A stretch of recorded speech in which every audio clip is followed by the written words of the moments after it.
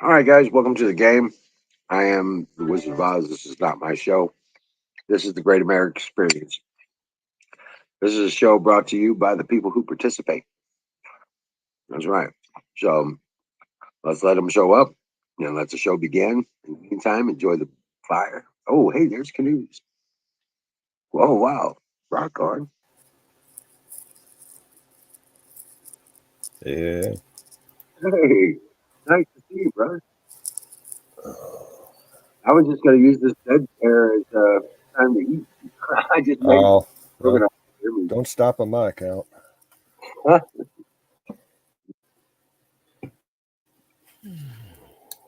Yep. Randy made beef stroganoff with deer meat. Nice. Here's it's so good. Mm. I had an Italian sub and some beef jerky. That was my late lunch, early dinner. Right.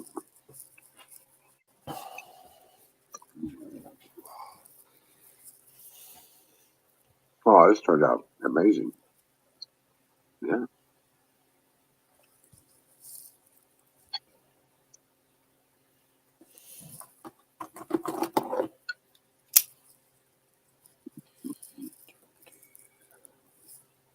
So how was your day?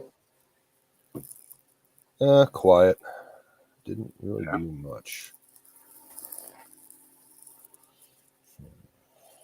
Cool. We got the kennels, all the wire finished, the doors done.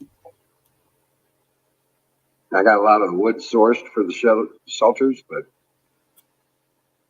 clouds moved in and it just, I thought it was going to rain. So I cleaned up all the tools and it's going to rain all day tomorrow.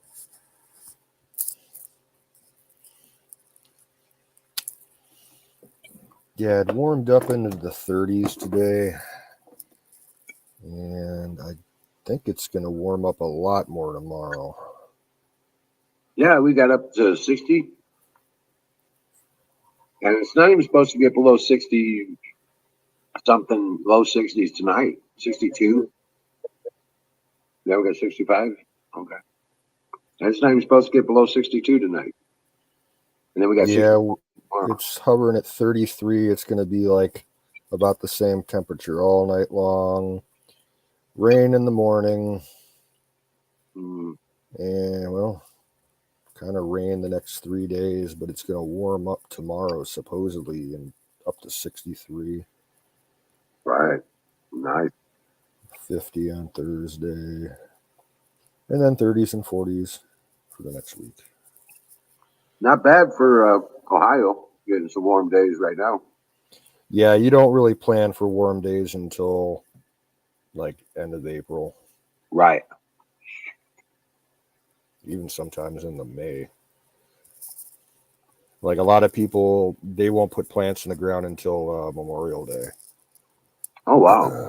Yeah, it's kind of like a rule of thumb around here for gardening and farming. Yeah, ours is first or second week of April.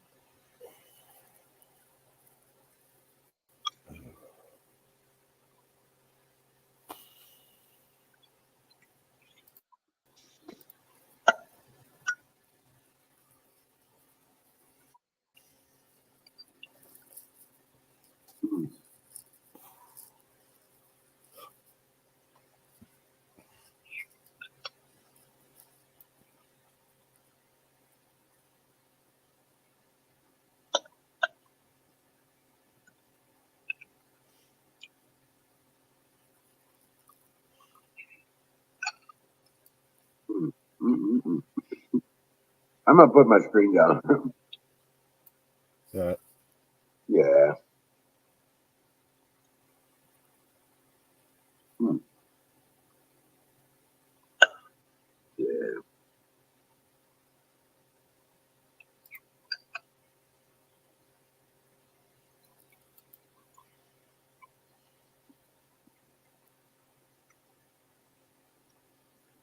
Says we got two watchers. yeah,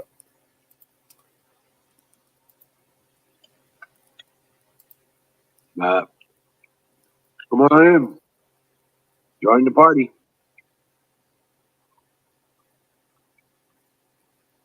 Hey, Huckleberry. What's up? Yeah. Rock on. There's my huckleberry.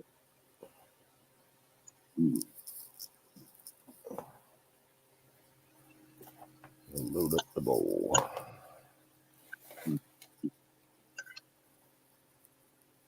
Right now, my bowl's loaded up with beef stroganoff or deer stroganoff.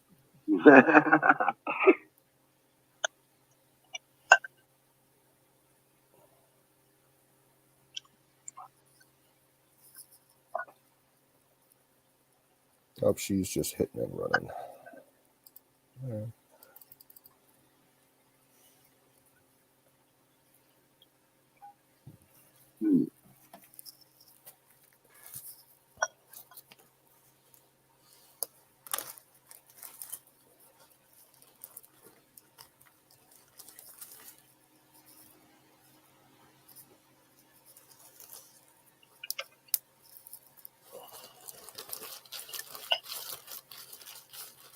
um, oh man.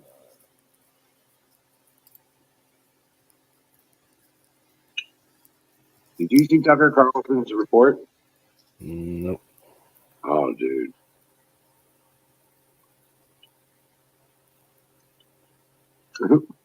He laid out a clear case for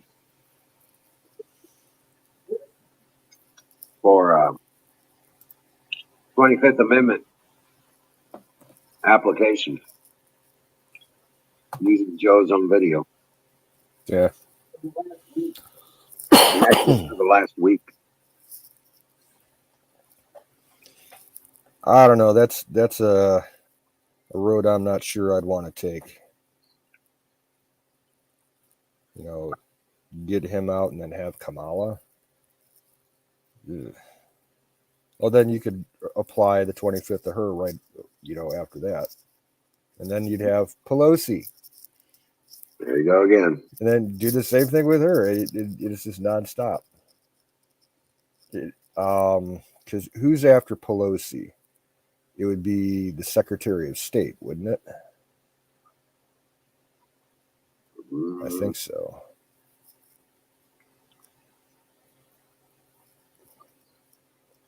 Yeah, but it might avert us being involved in a fucking war. Yeah. There is that.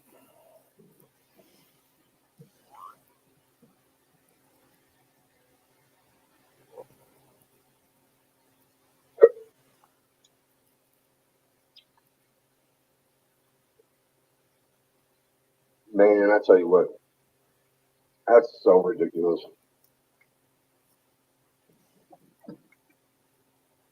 I don't think we shouldn't have to. What's up, Wild Bill? You don't care anymore. Come up and tell us about it.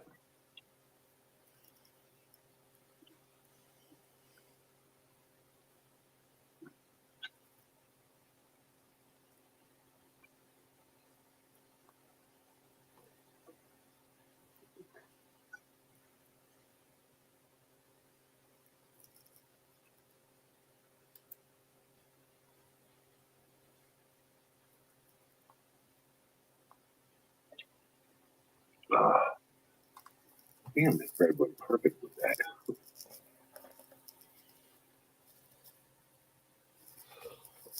There you go. What's up, Bill? Are you sure you want me to tell you? I don't think you do. Nah, you were just quoting that Phil Collins song. Yeah, tell me about it. I don't care anymore. Canoes, did you buzz your own hair or did you go get a haircut? No, I did it myself. Right on. I used my beard trimmer. Okay. Hey, Nightingale, what's up? Looks good, though. Hey, Yeah, dude. dude, I've been doing my own hair for over 20 years. It's retarded to pay for a haircut, If you got a pair of clippers, you can do it yourself how you want it. I do it by feel. I just can't. My eyes aren't good enough to see the back of my head when I do it. I just try to do it by feel. I go down in the basement and I do it over the utility sink. I set up a mirror over the sink, and I try. I kind of have to be careful with my eyebrows and everything, and to get it even in the front. But other than that, I do it, just by feel.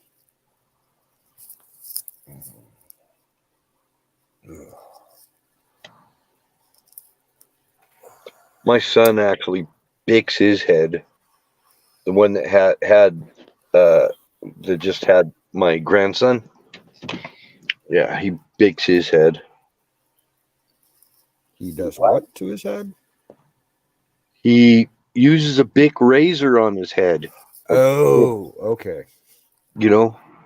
I thought you said he digs his head. I'm like, No. what, a shovel? No. I'm referring to like I don't know if it's a Bic razor. It's just some kind of razor. He shaves it. Yeah. I have a little too many bumps in my head. If I go with the clippers with no guard, just straight buzz, like sometimes I can hit those bumps and start bleeding and shit. So I got to be careful. I've never tried the straight razor on it. Hi, Nightingale. Yeah, I used to shave with the straight razor. I don't even have one anymore. I don't know whatever happened to my. The straight razors take those bumps right off. Oh, yeah. I've never shaved with a straight razor. It's always been like a Gillette or, a Schick or something like that. I don't know. My hair's thin on the top, so I'm going to have like the long hair Hulk Hogan look, freaking Friar Tuck or something. But I don't care. I just don't care anymore. I really don't care. I don't care anymore what you say. Well, I mean, I don't see, I don't see anything that I could really say positively, so I'd be better off not saying it. But it'll make you feel better. Okay. Yeah, it does. Biden's a prick. That makes me feel better to say that. That fucking no-brain fucking zombie piece of shit.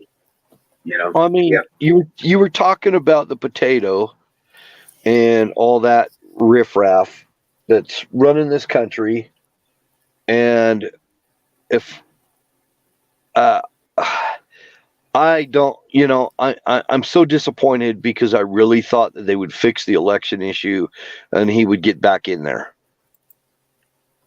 and not have to go through another election process. They are working on it, though. They're still doing work on it. There's been a lot of progress made, a lot of laws changed. Was it 27 states? They say that. Laws? Texas Classy restreamed Trump's speech over in Georgia, Right. his rally, and it sounded pretty upbeat and everything, but I think a lot of people are just like feeling low right now. They're feeling really low. The jobs, the gas prices, everything the way it is.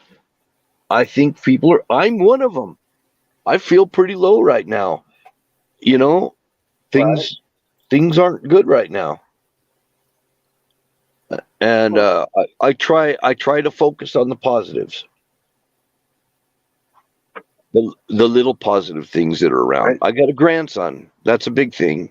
That's a good one. That's a good one. Yeah. That's a huge one. That's the biggest event in my whole entire life, actually. Wow. Right. I know you got a bunch of grandkids. This is the only grandkid I've got. My kids are all in their 30s and they're getting past their childbearing years, Well, let me tell you something. It doesn't diminish. Each and every time one's born, you're like, wow. What? I couldn't hear you. I says every time one is born, I'm like, oh my God, it's awesome. Here we go. Oh Gotta yeah. take pictures, get to the hospital, that kind of thing. Yep. But I look at it, what's he gonna have to look forward to? Whatever we create, that's what it is. Whatever we create, Whatever we create goes to shit. eventually. But for a while, it's gold and gold. Yeah, lessons, learning, And doing. and and there's a ton of proof about. Did you know? Oh, here's something. I don't know if you. I watched this on Prager University. Okay, which I really respect that group of people there. But uh, he on PragerU, he was talking about all their new what they call renewable energy. They aren't telling you the other details of the increase of mining that's going to happen in pristine areas that have not been mined to get the minerals that they need to do solar panels and all the uh, expenditures and stuff that's going to happen to get all that up and going. And it won't produce enough energy that one nuclear power plant will. So they just cannot.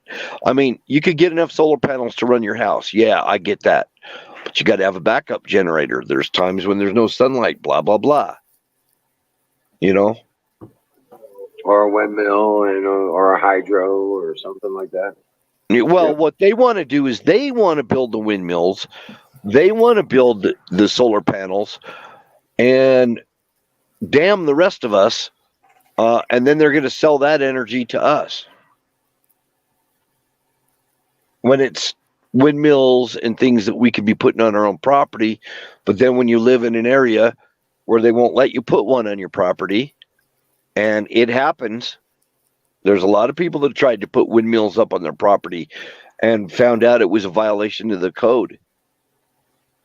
It violated some kind of, building code or covenants of the area where they live, whatever. Yeah. Same thing with and solar panels. There are places that if you put up solar panels, you got to get permits and all this other kind of stuff, and it's got to be done by a bona fide electrician, and it's going to cost you, $20,000, or more. And I don't know exactly how much more because I'm not into that. I don't even want to get into it, honestly, because uh, there's bigger fish to fry right now. Right. But that's an investment in your future. If you're going to do that, that's a 20-year investment. Okay. I told you So may not want to hear what I have to say. You may not want to hear. it's okay. Get it off your chest, brother. That's what you need to. These are your concerns and worries and stuff like that. No, no, not really. Not really what I have to say. I'm not.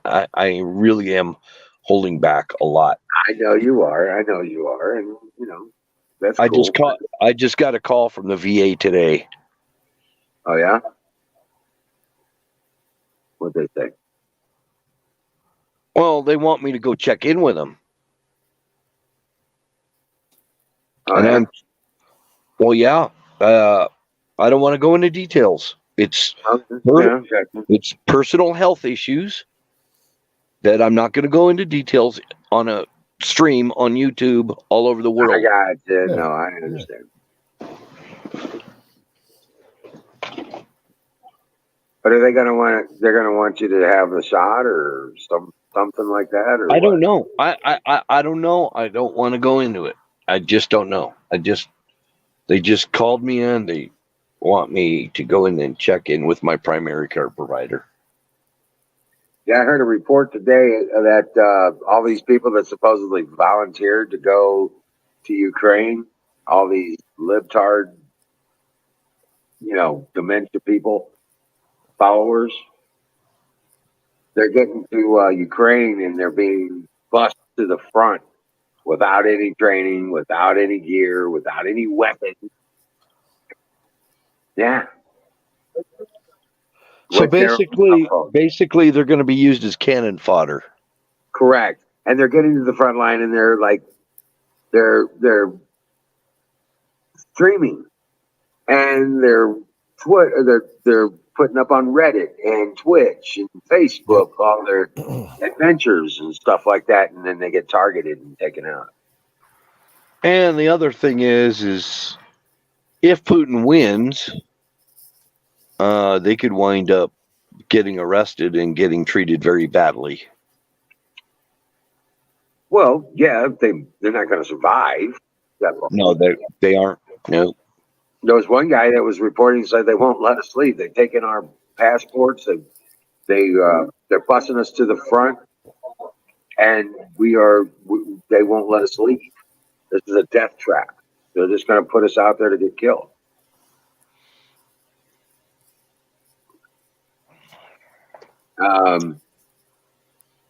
I don't know what to believe. I mean, that could be a ploy to keep them from coming over. You know, like everything that comes out of their mouth is a freaking lie. Well, this wasn't on the news. This was, individual reports on Reddit and stuff like that. Oh, Of people that had,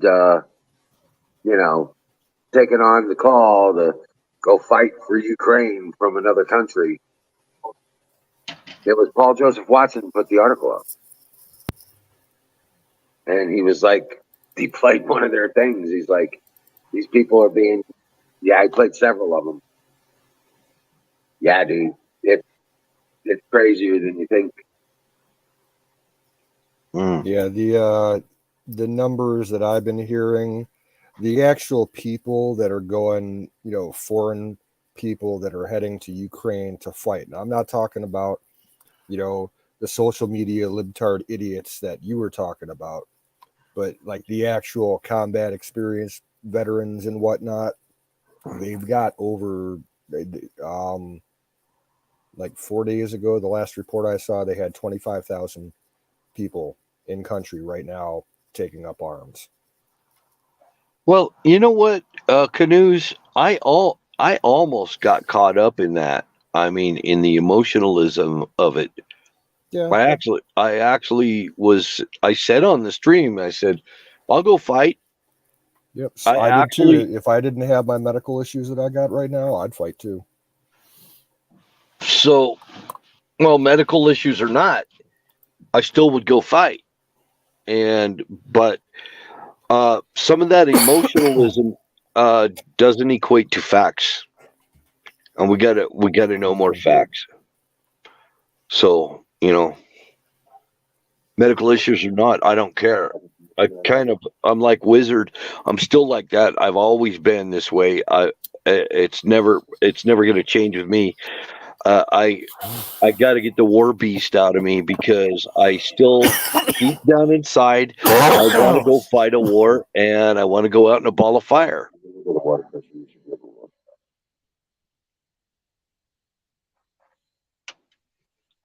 Well, because I kind of don't give a shit. I just said earlier, I just don't care about anything right now. All I care about is, I don't care about any of the stuff they're talking about. I'm realizing that I can't change the gas prices. I can't change the state of the government. I realize that there is no cohesiveness among patriots to go out and change things. And, you can't be a one-man show because you're just going to die or get put in prison. One of the two things, either one, it takes a good soldier out of the fight. So, you ain't no good to anybody if you're dead. right. And you can't do it by yourself.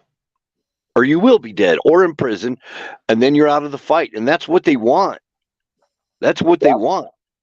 They want any excuse they can to remove you from being a threat. So that's what that boils down to. Right.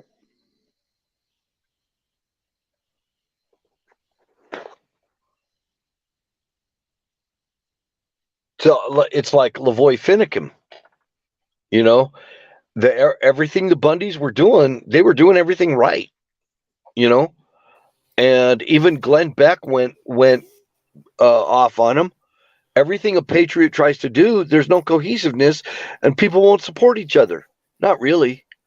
Not when the heat is on.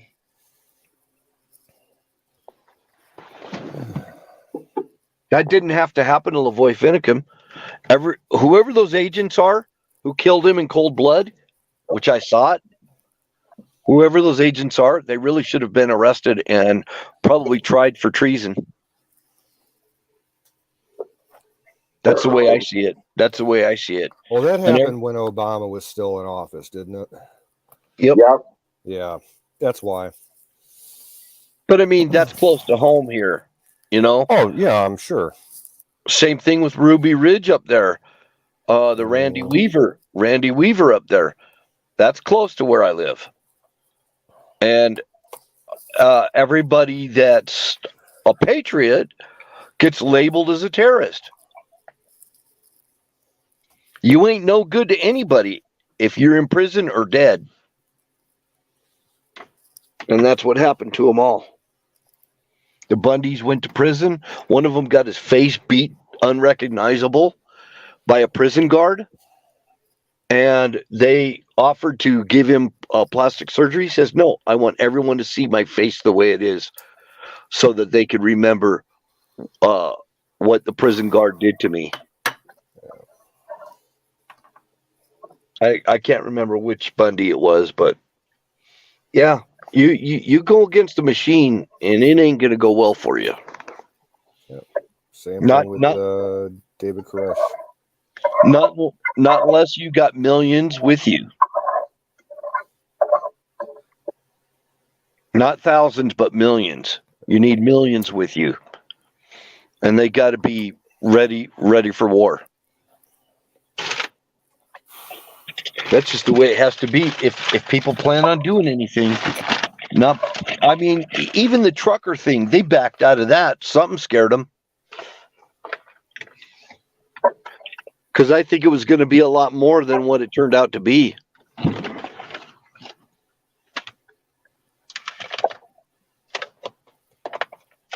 So, yeah, I just kind of feel like as much as I care and try to think of, is there a window of opportunity to do my part? And I just never see one. And it's there's a lot of people feeling that way right now.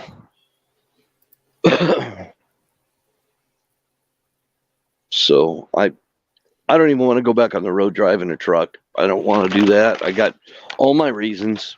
I'm not going to go into them.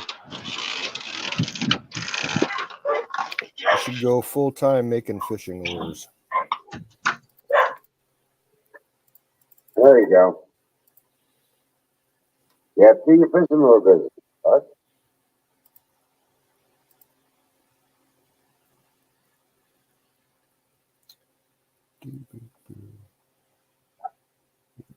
Hey, I finished up those. Me and Randy finished up those kennels today. We got all the wire finished up on them. Cool. Yeah, dude, I didn't get a video, but fire in the bowl. I just did that, so I'll pass this around. And you cheated because you didn't call it out.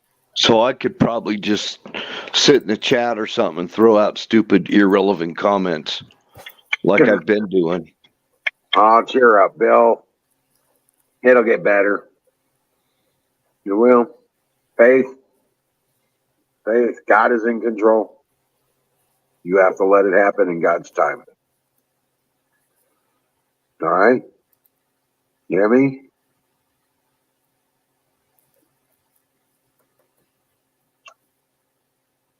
Yeah, I hear you. I've just got dogs barking and stuff. I had my mic muted for that reason. Yeah, but yeah, dude, just God's in control, man. What's up, No, Mary? I know that. I know God's in control. I'm not in control. I ain't shit. Everybody else is in control. The God's in control. The devil's in control. Biden's in control. All the wrong people are in control.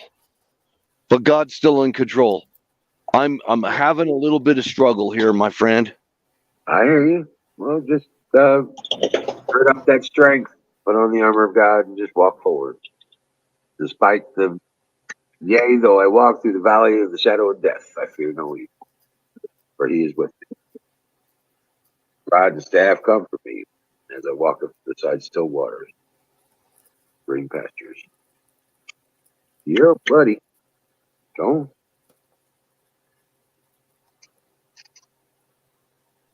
All right, enough of my bitching. I'm done. You definitely need a fire in the boat.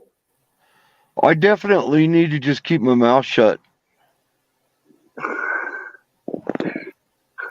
Well, I kind of pulled it out of you. You I'm kind of sorry. pulled it down on me, but I know that keeping my mouth shut is the best thing. If you don't have something good to say, don't say anything at all. Okay, Thumper. So I let it I let it build up and fester and whatever, and maybe I'll go find a tree and punch the tree out. There you go. Hey, welcome in, Diesel. Yeah, just vent it out and then switch topics to something different, you know? Yeah. You don't have to let one thing occupy your mind and piss you off all the time. It's like step back and look around and find something to talk about that doesn't, get your crank all yanked up. I told Wizard I need like $50 million pretty soon. Yeah. Well, I need to like take up a collection or something so I can get $50 million and we'll take over an island and just claim it and start our own new government.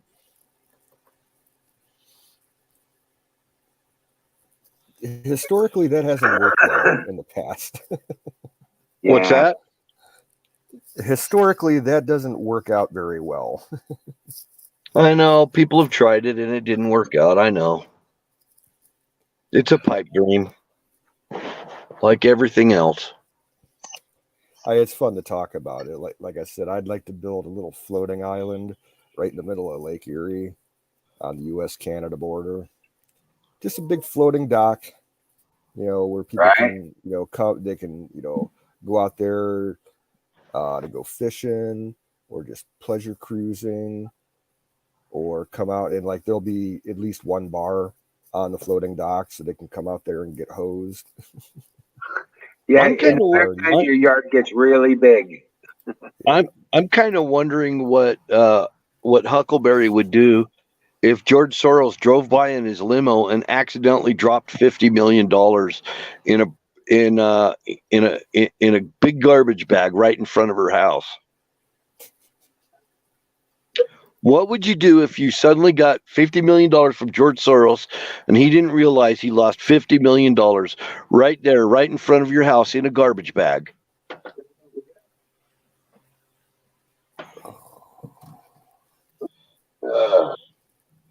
Okay, so much for dreaming, right? Yeah. I think we've all had, the question in our mind at one point or another throughout our lives where we wonder what would happen if you come across a bag full of money like on the side of the road or something. I know I've thought about that a few times in my life. Or Al Gore flies over your house on his way to some climate accord on his on his super jet, G5, right? yeah. And all of a sudden, this all this money just comes out of the plane.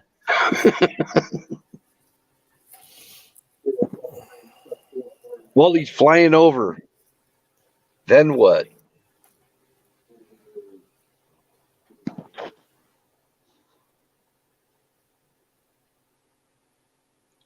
Or a bunch of gold bars just kind of like plop down, almost hit you in the head. Oh, You look down. dude, that would kill somebody. I know. I said almost hit you in the head. You Like just you'd be feel it. driving in a car underneath it, and it would hit the roof of your car and go right through, and take your head off with it. Oh, yeah. Huckleberry says she'd just help out her friends and her family. Okay.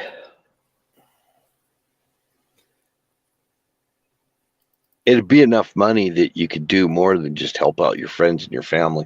And you know what? The more money you give a lot of people, the less they appreciate it.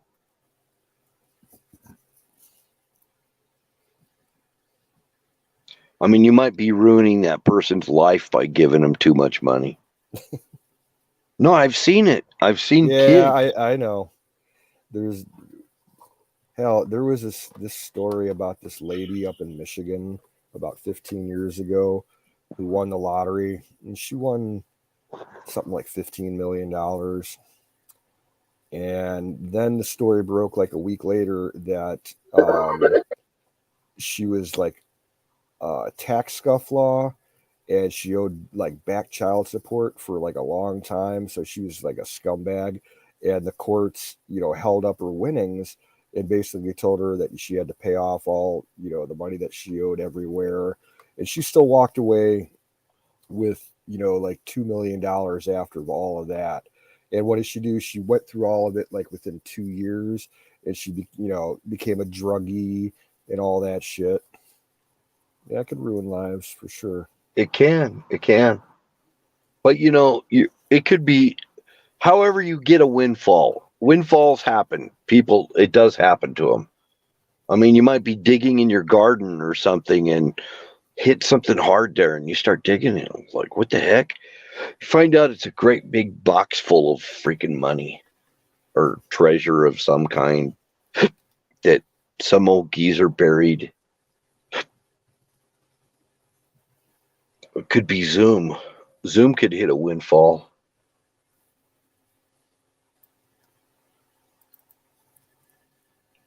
You just don't never know. You don't never know no how.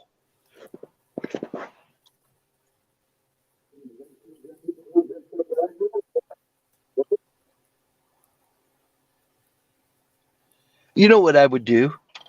I would hire techies to start up a whole platform that people could come and speak freely, and I'd really do it right. And I wouldn't.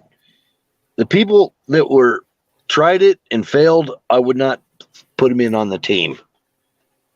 You know, Right. get just new, unheard of people. Come on, man, we're going to build a platform, and it's going to be better than Facebook, better than Censor Wars, better than everything. And you know, just where there's free speech, blah blah blah. Yeah, I might do something like that if I hit a windfall.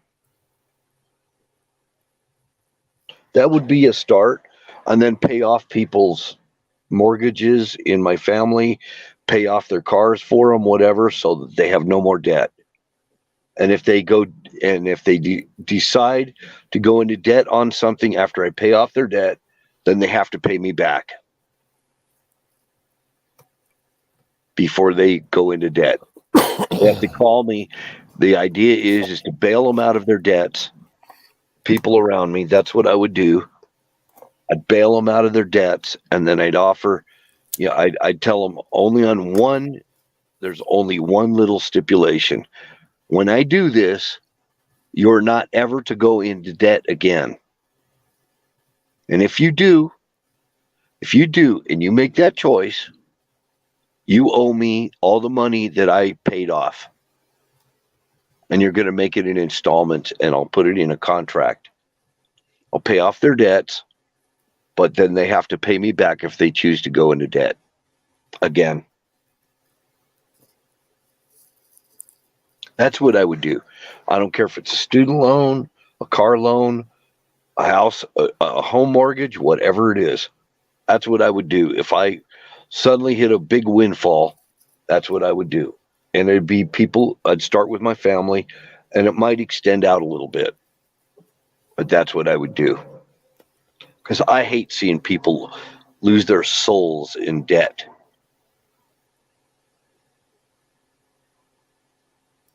And then I'd worry about me later. I'd take care of them first, and then I'd worry about me later. About buying some land, putting a house on it. I want to see my family get out of debt first. And I'd probably pay off my mom's care center bills, pay all that off, whatever she owes, because she owes a lot of money in that. I'd probably pay that off. And any other types of expenses like that. The only stipulation is the minute you go into debt, you got to pay me back.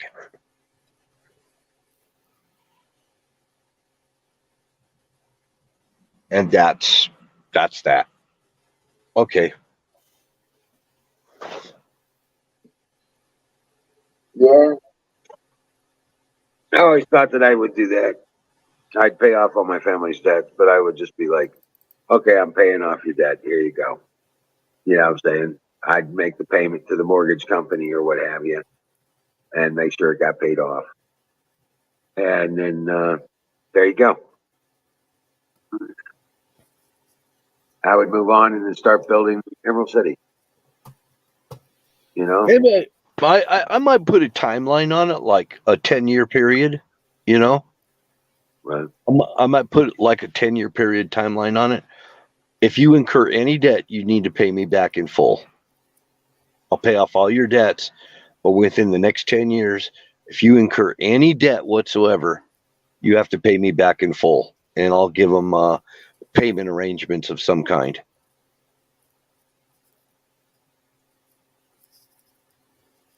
And then I'll call up Canoes and I'll say, Canoes, somebody's trying to renege on this.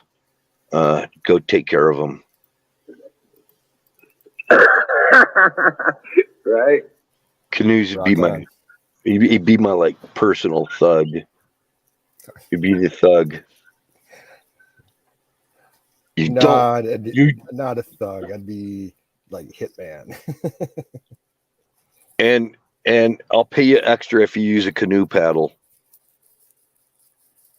Bruno's kid. Hey, guess what? Welcome in. You've stumbled onto the game, the Great American Experience. We talk about what's on our mind, and that's why we stream. Kind of like our cheer. And we're a big group of friends. Yeah. We hang out most nights and talk amongst ourselves. Usually open topics. The only rule? Only one rule. Don't be a dick. Has streaming made our lives better? Yeah, it keeps us in touch. Yeah. So in a sense, yeah, I would say it makes our lives better.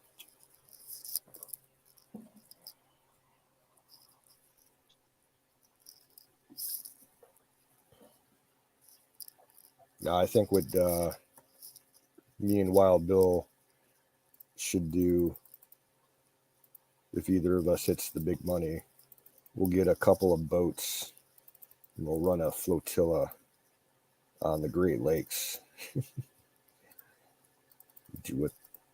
I'd be up for that. I'd probably get Zoom as kind of like the head dude to something like First Mate or something.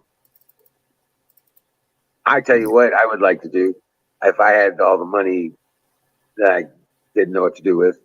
I'd turn around and commission a ship to be built that could process all the plastics in the ocean and then let it loose. Making those floating islands. There was a guy in Norway that wanted to try that a few years back. I don't know whatever became of it. He got a lot of money to start it up with. He had a couple million that he was working on. Oh, really? Something along that line, yeah. Yeah, Bruno. Hey, we even have planned get-togethers and things like that. Yeah, and a lot of the people that are in here have known each other for long before this Twitch channel was ever started. Yeah, a lot of us have known each other for 7-8 years now.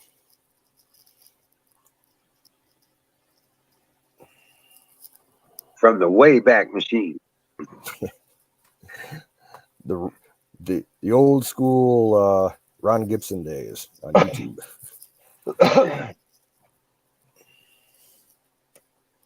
And most of us are pretty much of like mind, actually, too.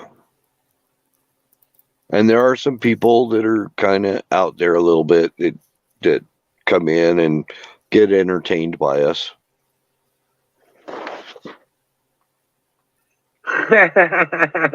Elvis. Maybe I should follow. Right. Follow, subscribe, and participate, guys. Come on.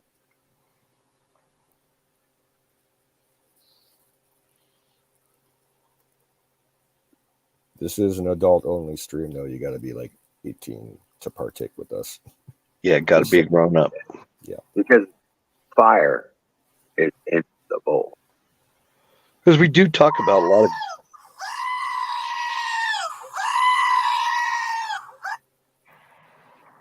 Fire and a goat. Well, we do talk about a lot of grown up topics. Well, we can't help that. Huckleberry gets us into it. Yeah, she causes all kinds of problems here. Yeah, she's a shit stirrer.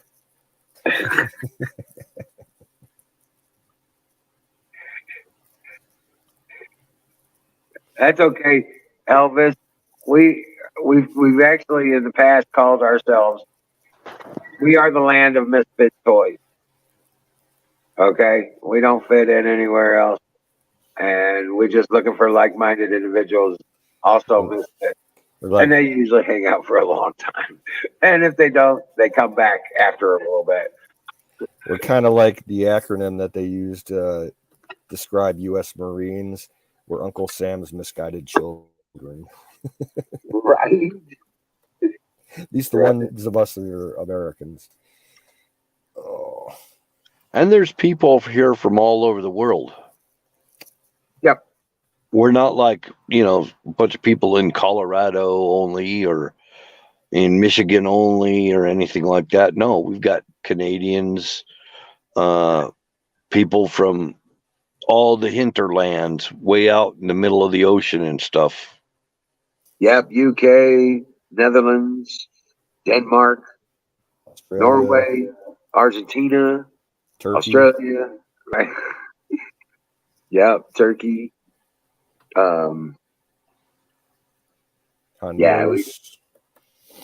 Canada, Mexico. We're banned in 5 different countries. I saw that the other day. We're banned in 5 different countries, including India.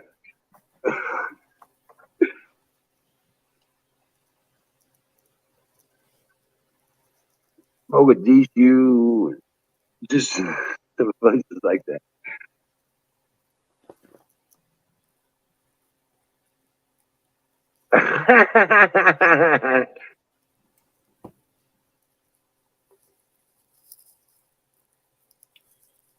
What are you talking about? Talking on Zoom? Nobody's on Zoom. Nah, we use a platform called StreamYard. And it takes no install, no nothing. If you want to come up and talk with us, there's a link right there. You click that, allow your device to share camera and microphone, and click the link, and you show your face, and we let you up on the screen, and we talk. Your first timers have to show their face. They have to have their camera on for a few seconds so we can make sure that you're not naked and doing crazy shit, because we've had those kind of people in here before. But if you're straight and cool, you can turn your camera off and just chat. All we ask is you don't be a dick. Yeah. Warning, we are racist. We're very particular about humans. Yes, we are human racists. We're human racist. If you're not human, we might have some problems. But other than that, we can work it out. Well, I'm not racist. I hate everybody equally, so. Oh. My thing is, I'm a human racist. If you're not human, I'm probably going to try and kill you and eat you. Because that's what I do with things that I eat. I'm just a ghost, and they let me on anyway. We feel bad for you because of what Maxine Waters did to you. That's the only reason why we do that. Yeah, we like it. Oh man, don't even. Oh, he brought it up. 1897 it was. 1897. 1897, and Maxine Waters tried to molest me. And besides, you used to be human. But now I'm just a ghost.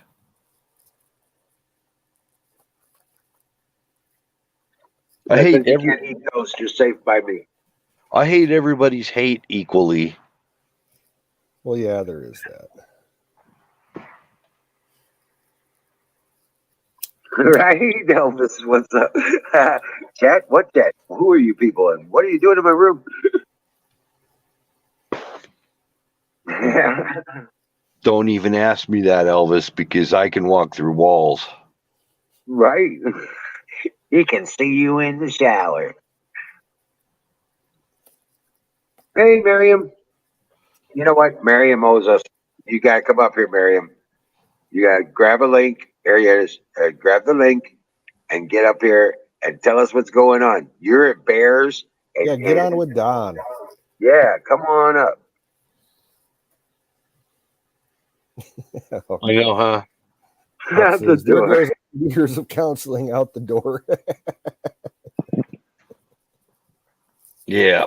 You get molested by Maxine Waters, and tell me if you don't get traumatized.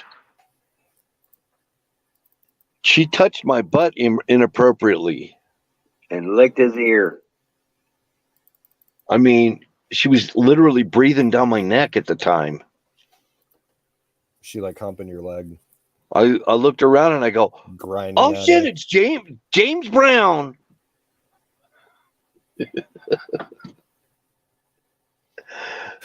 Hey, what's there?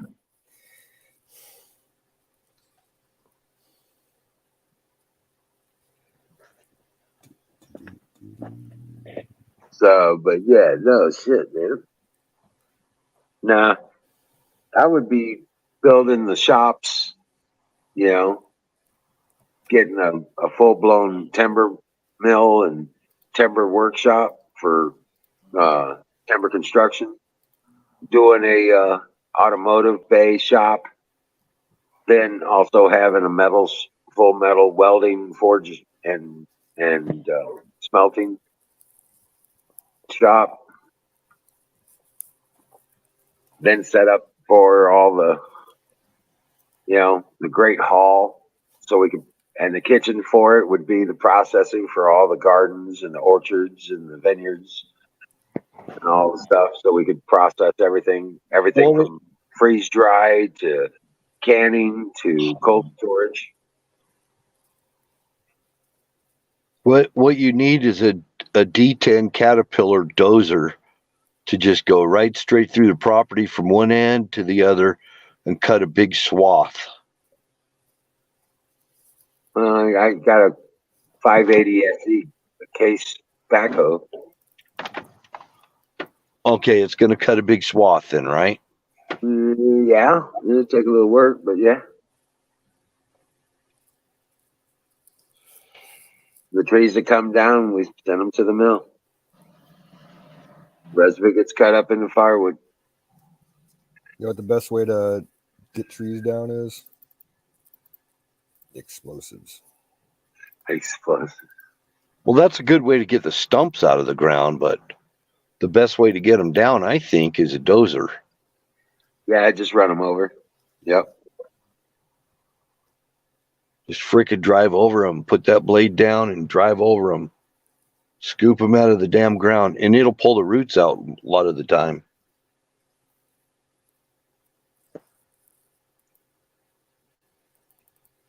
Yeah, the ground isn't that deep here, so after a good rain, you can take that 5-ton backhoe and just push them over. Oh man, Elvis, those Maxine nightmares are the worst, aren't they?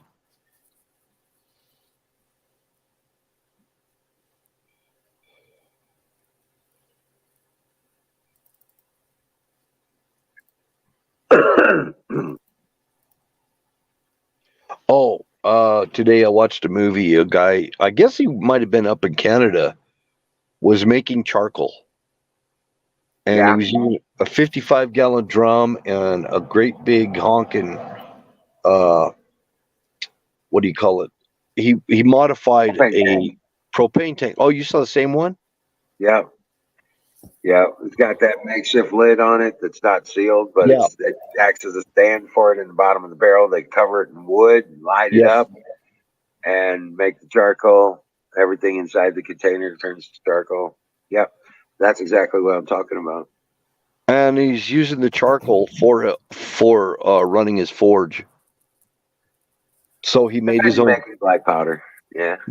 bellows for the forge. Yeah. And then he was going to make black powder, yeah. And I didn't get to that part Oh, they made it. Yeah. because I already got the black powder recipe. Well, it's, black powder, sulfur, and potassium nitrate. Yep. Which can also potassium nitrate can also be made from chicken poop. Guano. Yeah. Yep. There was man, back years ago when I was a kid, we took a trip down to Kentucky and we went to Mammoth Cave National Park, and they did somewhere inside the cave. They had an archaeological site that they unearthed where the Indians were like excavating saltpeter out of the caves so that they could make their own black powder. After Right. The Europeans came and introduced rifles. Yeah, bat guano. Yep. Yep.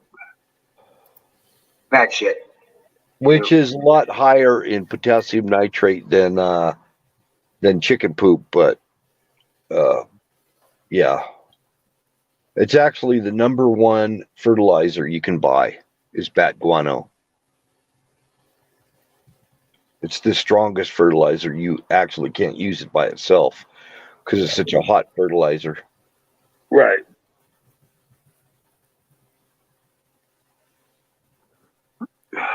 It's like chicken poop. Same way. You can't use it for a season. You got to let the ammonia wash out of it. Talking about that, we just cleaned the rabbit cages today. 4 full wheelbarrows of rabbit shit.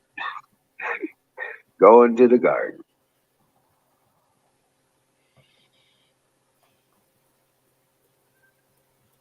So I want to know, did you ever, Huckleberry? Did you ever get that squirrel of yours turned out? No, she's been putting it off. Unless she did it today, I don't know. I think she's waiting for the right weather.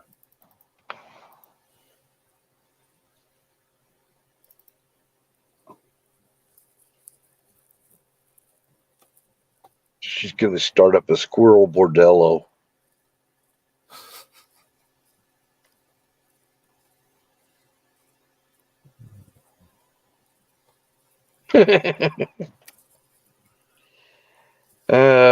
Huckleberry, I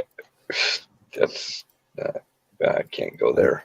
I saw this video on YouTube years ago where this guy had like just his property was like completely taken over by squirrels, and he didn't want to kill them because he was like kind of a nature guy, but like he needed them out, so he lizard dropped out. He he made this trap on his back deck, and he had this little platform, and he put out some nuts and some peanut butter and crap for them. The squirrels would jump on there, and it was a catapult trap. As soon as enough weight got on the platform, it was like spring loaded, and it shot like 90 degrees, and it just chucked the squirrels like all the way across his yard. He's not the same guy that built like a squirrel ninja obstacle course, is he? No, not the same guy. Did you ever see that one? No.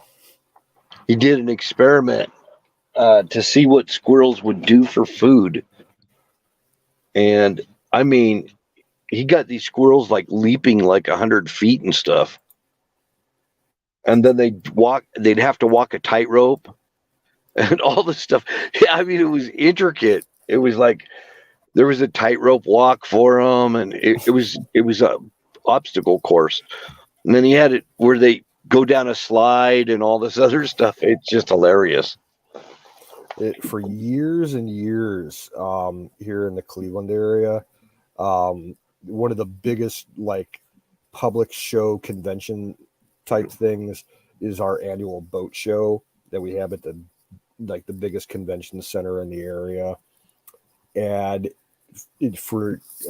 since I was a kid, I've seen they have this act that comes. It's Twiggy, the water skiing squirrel. And they have this squirrel. I'm sure it's not the same one. I think they've gone through a couple over the years and trained them. And it rides around and it water skis from like a little remote controlled boat. They have a big tank set up inside, and this squirrel it like will water ski for 10 minutes. It's crazy. Yeah, it's like Squirrel Ninja Warrior kind of thing. You remember that show? Yeah, that was like late night boob tube type shit. It was crazy. Yeah, they have to like climb up these ropes and go over a wall and all this. I mean, these squirrels would do anything for food. And then he tested different kinds of food to see what they liked the most. And it was like their favorite thing was walnuts. They wanted walnuts more than peanuts or anything else.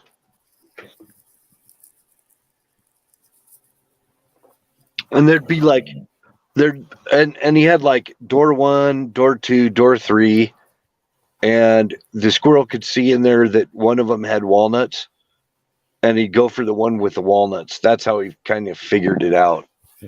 And I think he had a catapult on there too, where could you imagine what would be going through that squirrel's mind? You know, I'm sure it's all like micro instincts and stuff, but yeah, you know, flying through the air after getting catapulted, you know. Well, think about like what happened to me? Think about the space program when they were using the monkeys to go into space, and like the Russians were using dogs and stuff. Like imagine you're like some chimpanzee and you get to wear this cool looking flight suit and everything, and you get all the bananas you want to eat. Next thing you know, you're in a rocket and you're going like Mach 5 up into space. You're like, what the fuck's this? Have you ever seen the flying squirrel suits? The flying squirrel suits? No. Yeah, there's a like a glider suit that somebody invented. Oh, yeah. I thought they you work. meant like I thought you meant like flying suits for squirrels. No, not for squirrels. Yeah. I've seen the ones for the humans. Yeah, those are pretty slick. They're based on flying squirrels. Yeah. Oh. That would be kind of cool. Jump off some tower or something like that and kind of glide down in a squirrel suit. Yeah, there was a guy, probably 5 or 6 years ago, who set a record on. They have like an official. There's a couple official courses for wingsuits across the world because I guess it's like an organized competition. and I think this place was up in Norway or maybe Greenland. One of the two. They had like huge fjords and mountain valleys that went for miles and shit. And they climb to the top of this peak and they jump off, and they're going down like ravines and shit, doing like 150 miles an hour, and they're just like coasting like a plane. And this guy, he got a lot of altitude, and then he dove down like a falcon, and he was doing like 200 something miles an hour, and he tried to go through a rock formation, like a gap between two boulders. He didn't make it. Oh, wow. Yeah. I was just thinking, Aaron DeTires, he would be like awesome in a squirrel suit. He said he only weighs like 125 pounds. Could you imagine Aaron DeTires? Well, if he gets hit with a gust of wind, he'd get like blown 20 miles off course probably. He's so light. I know. It's like, there goes Aaron. And all you hear on the wind going past you is, come on. Come on. Get him all liquored up real good before he goes.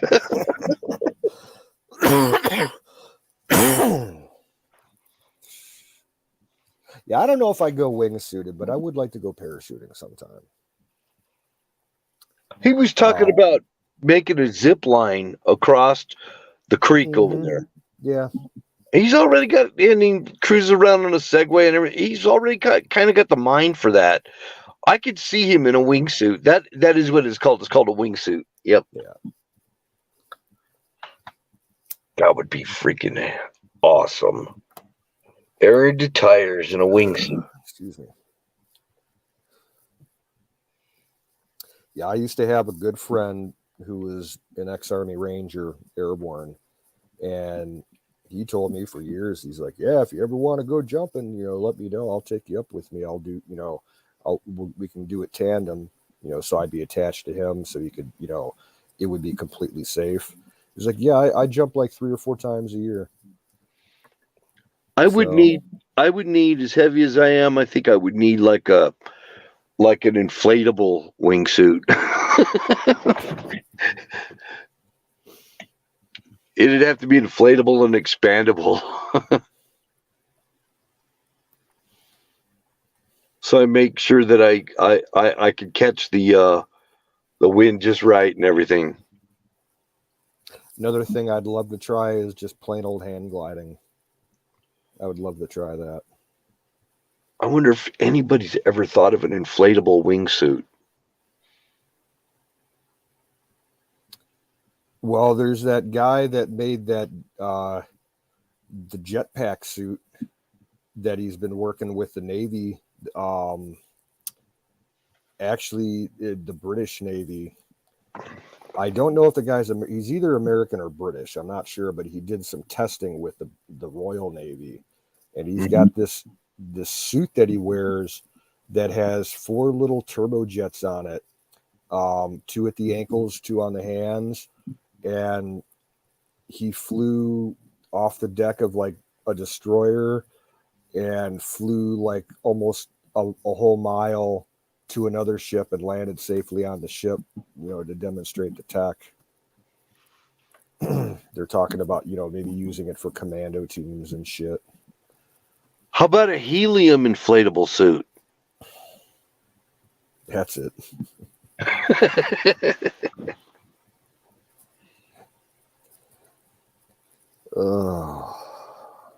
I mean, it would really have to balloon up to get me off the ground.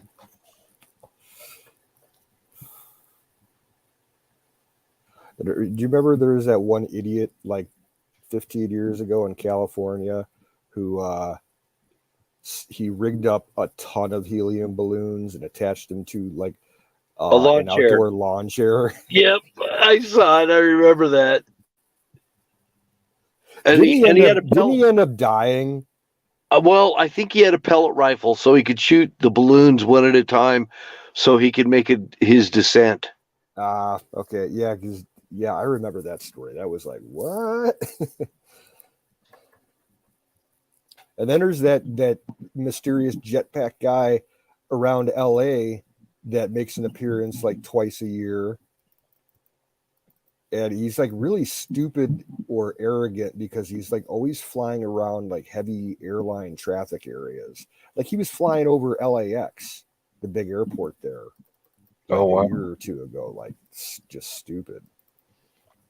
Huh. I wonder what fuel he's using. Jet fuel? It would have to be JP5 or JP7 or something like that. Sure as hell ain't electric. The British, they get like when they think of things like that, like these rocket packs, like on 007 and everything, they always add some kind of like XJ 714, you know, something like that, or the Mach 23, some corny old 1970s freaking like X-Man or something, you know.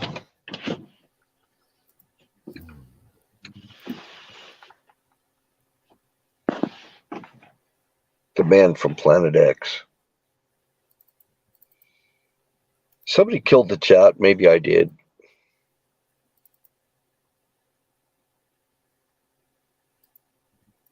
Did somebody kill the chat? I don't know.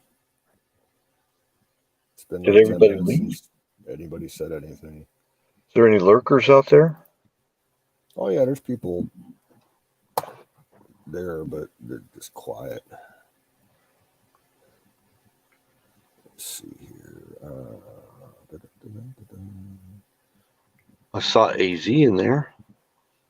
Yep. He was in YouTube chat. And I know he knows how to get on the Twitch chat. I don't know why he's on YouTube.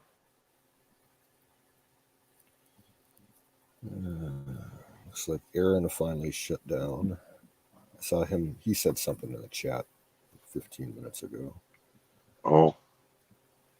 Yeah, I'm only showing Diesel, Huckleberry, Moggies, Elvis in the chat. Elvis? Elvis is in the chat. Yeah. Miriam was here. Yeah. She said she wasn't going to come on panel tonight. Oh, she made it over to Bears? Yeah, she's been there for a day or two, I think. Oh, that's why she's not coming on the chat. She's probably shit-faced. She's stuck to the couch.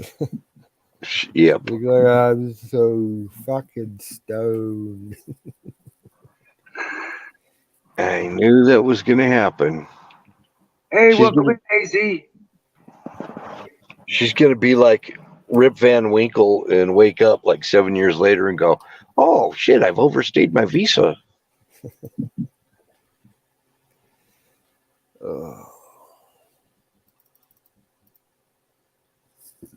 Excuse me. It was like, when did my visa expire? Oh, my gosh, it's 2052 or something. She was like in cryo sleep from Don Bear edibles from Smutter. I just want some real food for a change. Something that's not medicated.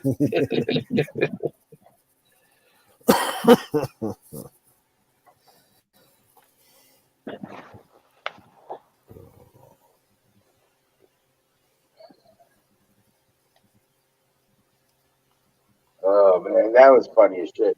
You know, he didn't move off that spot on the floor for 3 days. Yeah, I know.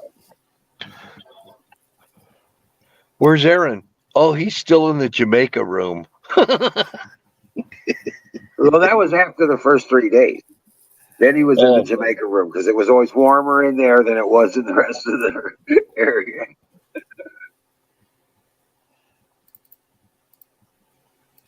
I don't know what the Jamaica room was, but he was always there. Yeah, it was the room where they they grew the plants. Oh, okay. So it was always warmer in there than it was the rest of the house. And he was like, I gotta get in here. That's Besides, funny. he could smoke in there. He could smoke in the Jamaica room. The plants like the CO2. Oh, that's funny.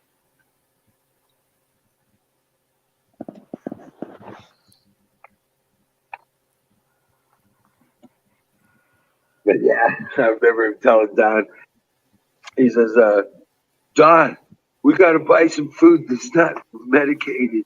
Yeah. So I've got some full spectrum CBD. They're full spectrum CBD mint edibles. Uh, What do you think of them? I didn't buy them. They don't do anything to me. no, they don't. You won't feel it. You will feel the healing. No, they got Well, THC. a lot of They got THC. a lot of times, like when you're first trying a new product out, you have like an immunity to it. Like I know the first couple times that I smoked weed, I didn't get high. First couple of times I did cocaine, I didn't get high. Yeah, I did coke and I didn't get high. And then I met this really good looking girl and she just asked me if I wanted to go party with her and I'm like, okay. And I take off and she breaks out a little coke spoon and we're doing a little this and that and I started feeling it. And I thought, nah, I'm gonna like this too much. So no more for me. Yeah. Yeah, I'd probably done it. I did a lot my very first time and didn't feel anything. And that wasn't my experiment. My experience. My experience was, yeah, I got high off of it. And then I realized after, 15, 20 minutes doing a couple lines, even if, 10 minutes later I did another line, I couldn't get any higher. And it was like I could never get that buzz back. I did Until- 8. The first time I did it, I did 8 lines. 8. Well, I tell you Everybody what, else was saying, "Oh, this is the best stuff." And I'm like, "Don't you feel it yet?" No, I don't. I really I don't. didn't like the way it messed with my sinuses either. Oh yeah, the one time that I tried it a few times, like the first 2 times I ever tried it, it never did anything for me.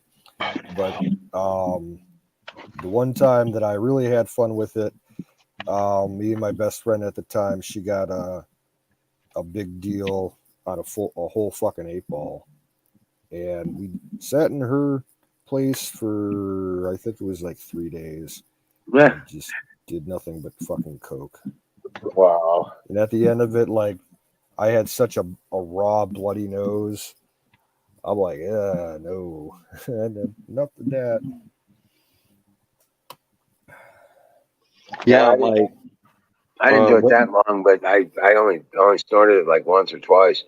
But we would mix it with baking soda and cook it and make rocks and steamroll it. Well, I wouldn't do it anymore. I knew a woman that wanted me to help her shoot up, and she was offering me like favors in Fair and trade.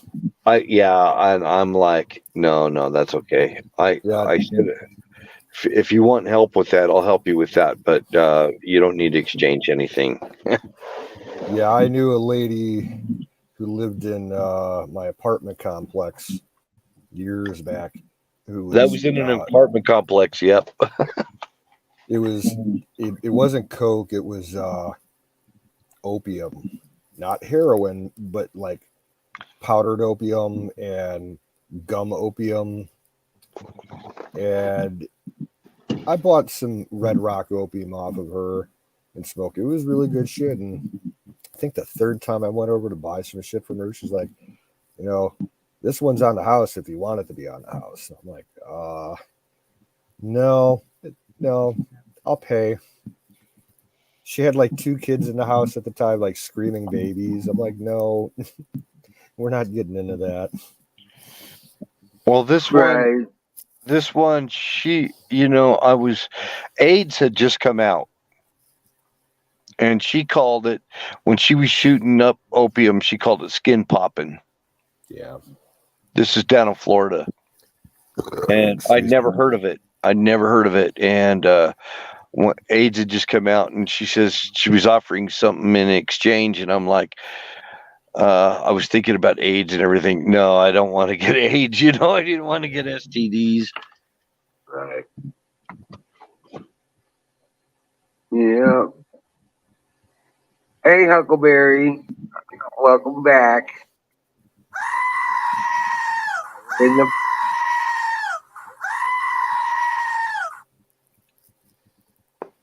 Hell yeah. Yeah, I guess I could have got more done today, but I was just like, I was actually hurting. The barometric pressure my shoulder was nuts up. I figured it was going to rain, so I was like putting shit away because it was getting dark. That's why my power's already out, and it's still 60-something degrees, so my refrigerators are kicking in. Oh, we got heavy-duty rain today. Rain and hail, lightning and thunder, and the whole thing. That helped out. Washer. That's what we're getting tomorrow. Tomorrow's going to be horrible. It helped things out quite a bit here. Well, we got flash floods. We get flash floods. Not in my area necessarily. Yeah, there are some. Yeah, I know where there's some stuff that you can't even drive down the road because it's always flooded. Uh-huh. Yeah, we had a couple places in the county metro park out where I used to live that it would shut roads down in the park because there were like dry ravines that ran down to the bottom of the river valley where the river road runs, and at the top of these ravines are like housing developments, and the streets just pour all that water towards the end of the street, and the storm drains go out to the ravine, and they'll just wash over that road at the bottom of the valley like within 30 seconds. It'll be completely dry, and all of a sudden road's covered. Yeah, but the wind is kicking out there right now, kicking bad, and Princess is in. Ranger and Prince are still outside, but yeah, I'm really happy we got those kennels done, man. I'm just all excited about that. I want to get those shelters finished and then do the roof on the chicken coop, and then I'm working on the garden. So you know what scuppers are, right? Canoes on a boat. You know, like on a boat where you've got the gunnels that go down the side of the ship, and if it's a solid gunnel, it'll have scuppers, which is these little slots where the water could drain out when a wave crashes over the deck. That's called a scupper. That hole. On freeways, they have scuppers too. I've seen them. And there's this overpass where the road dips down, and the bridge goes over the top there, and it's got scuppers. And when it rains real hard, it drains out all those scuppers and just fills up this recession in the road. And you can't even go through there without stalling your car out. Mm-hmm. That's real close to where I live here. So Yeah, I'm looking at the radar right now, and yeah, Wizard does have a nice big storm system heading his way. Mm-hmm. I got some rain. It's the top edge. Because it looks like what it's doing is the hot air is coming up from the south, meeting cold air, and the cold air is getting pushed out by me, and then that storm system will hit me probably in another 2 days. Yeah, Can you most see- of the, Maybe late tomorrow. most of the system's actually coming out of the Gulf. Yeah. Can you And see it's pushing that dry air from the north up further, so it's going straight up to you. Can you see the western U.S.? What in particular? Where I live? Okay. See any green no, radar it's- blips? Just light showers in certain spaces, about maybe the fuck's Great Lakes. Great Salt Lake. There we go. It's that blob up to the north in the Panhandle. Yeah, there's some slight showers. Looks like they're moving from the north, heading southeast. Yep.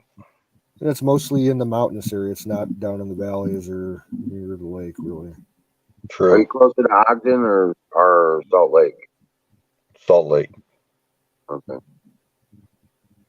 Layton, Farmington. Yeah.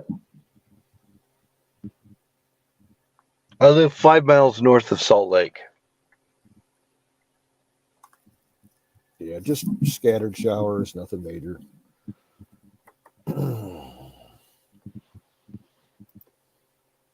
Yeah. Huckleberry's getting an ice storm. Lovely. Oh, we had a downpour. We had a pretty long, lasted several hours of a downpour earlier.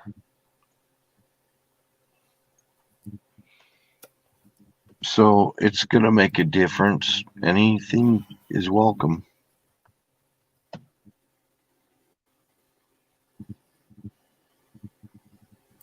There's Battery. How's it going, Battery? Hey, Battery.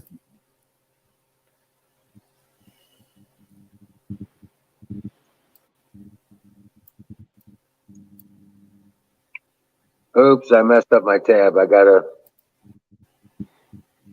I'll be back. I gotta refresh my browser. Well, I think I better be dropping off of here. I can't be up late.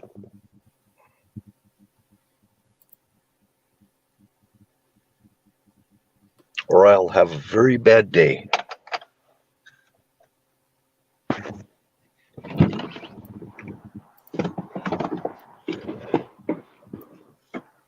Tired of having bad days.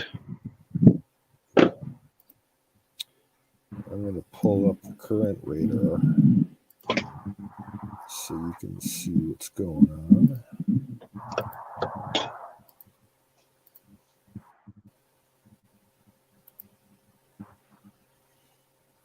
Thank you, Huckleberry. But I think I can do it. Well, actually, I would like to do manufactured fishing lures with molds and that kind of thing.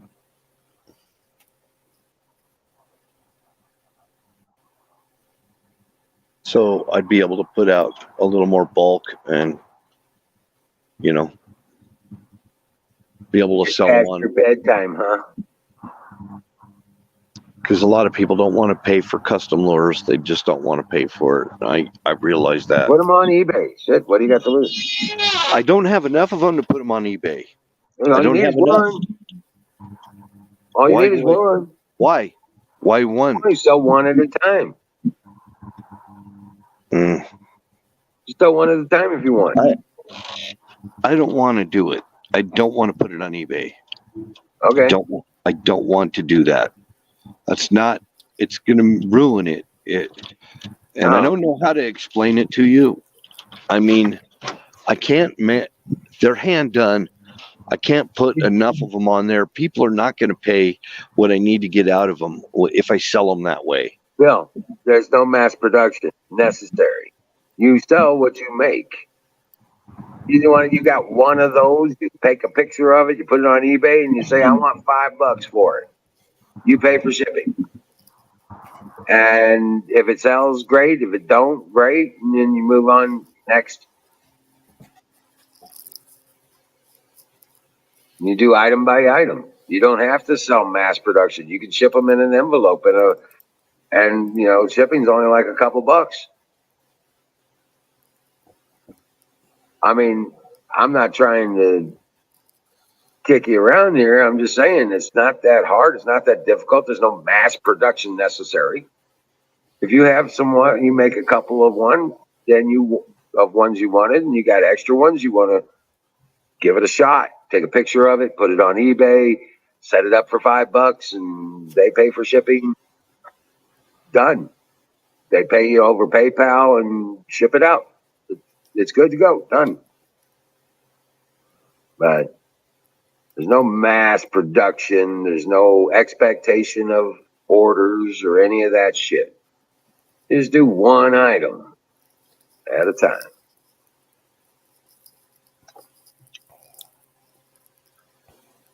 Between eBay and PayPal, they'll take about 25% of it. So you end up with $4 off of a $5 thing kind of deal. So just price it with that in mind.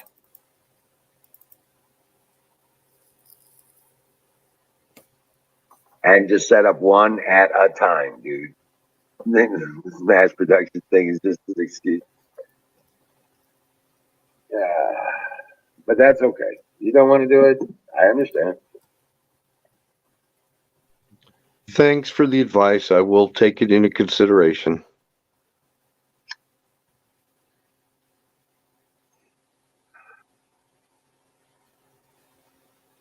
Yeah, you can't do it on Etsy. They keep all the money on Etsy. Etsy, yeah. And the only time Well, my sister made a lot of money on Etsy with handmade shit that she used to do.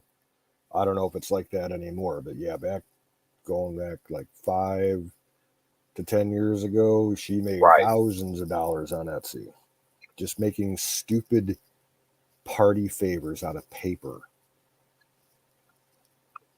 Because she had like some real good designs. And she'd use fancy paper. And she made tons of money on that. Yeah. On eBay, I sell my woodcraft. I sell my woodcraft on Facebook Marketplace and Craigslist. Besides the flea markets, yeah. When my mother and my sister would go around doing the antique thing, because my mom, has a small antique business, my sister would put stuff on eBay, antiques, and she'd make 300%, off of what she paid for the stuff to begin with, going to like estate sales and things, picking up stuff dirt cheap.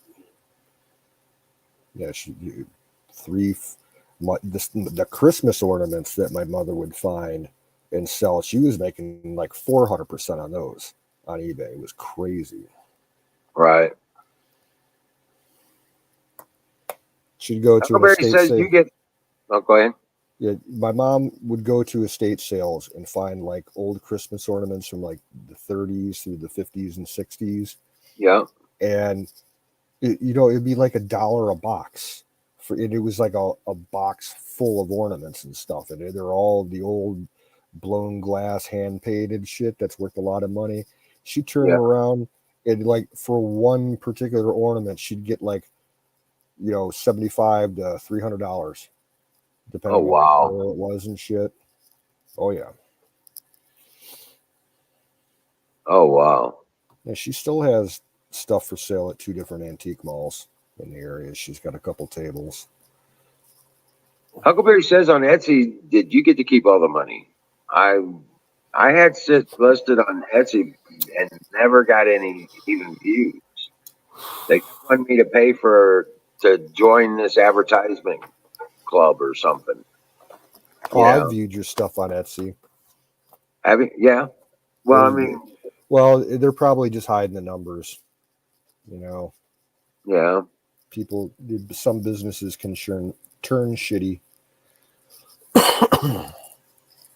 I've never bought anything off of there. I used to Right. buy a lot of shit on eBay.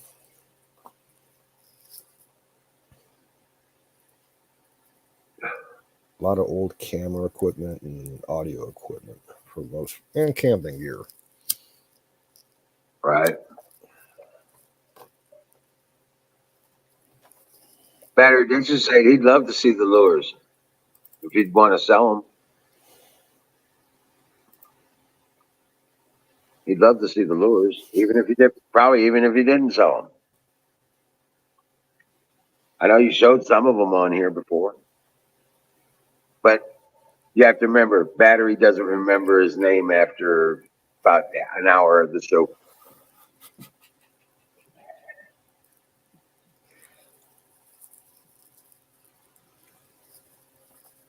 Oh.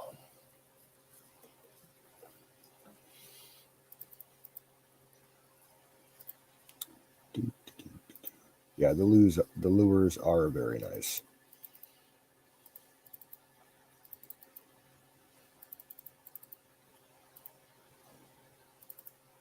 Like, I know for sure around here they'd sell, because fishing's huge around here.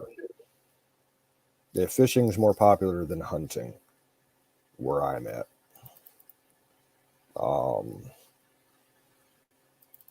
This stuff could easily sell at the local Cabela's Bass Pro Shop store or any of the sporting goods stores. Some of my lures are, some of the lures I'm doing, first of all, the material that I'm using is not what you get at Bass Pro Shop. It's not plastic lures, they're hardwood lures. Yeah, I know. That's one thing. Some of them are actually balsa wood. And they all need to be tested. I need to test them for the action and everything. And the material that goes into it, because they're a hardwood lure, that means compared to a plastic lure, they're not going to have as good action as a plastic lure because plastic is so light. The only thing is they don't hold up. And the paints and stuff that they use, they're worn out by the end of the fishing season. These are epoxied after they're painted. They got a coat of urethane before I even paint them. They got a base coat of urethane. Then they got epoxy. They're sanded. After I apply the urethane, I sand them again. And then I start to do the colors and everything. And they're all hand painted. They're not factory painted. So everyone is different. Everyone is unique. And depending on how you fish, it's kind of up to you whether you get to fish or not with them, If you know what to do with these lures, these are prototypes. I'm doing, most of them are just prototypes right now. So, I got to get them out on the lake and test them all. Maybe I'll film it when I do it. Well, that'd be cool. So that people could see the action on them and see if they're good or not, But like I say, some of them are high action, some are not. The ones that are not, they're basically what's called a jerk bait. And some are for trout, some are for trolling, for different types of fish. Some might work really well on walleye. Other ones are going to work good on bass. Other ones are going to work good on trout. And, and what works on these kokanee salmon is different than what works on a lake trout. So people that know their lures will know what they are, they'll know what they are and they'll know what, and it's kind of a specialty market. And I know you can go down to Cabela's or Bass Pro Shop and buy lures all day long, and they're all made in China, and they're all the same as the other one that you just saw. and they're mass production, and they definitely are not made with the quality materials that I'm putting into them. So there's going to be a difference. I can't just sell them for $5 a piece. And if they don't sell, they don't sell. I'll just keep them and fish with them. I don't care. I mean, I'm doing this mainly because I love doing what I'm doing. It's not all that much that I'm trying to get rich on something. I just love doing what I'm doing. I've been doing things I didn't want to do for a lot of years.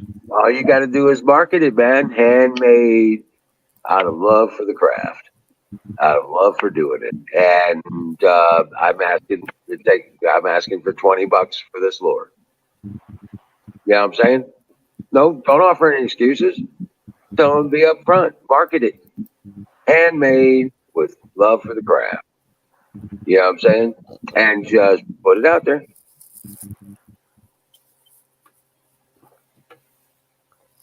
These are artisan lures.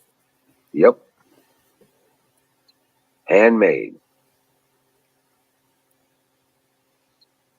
Yep. I even I don't know if you've seen like on spinners, the little blade on the spinners that spins.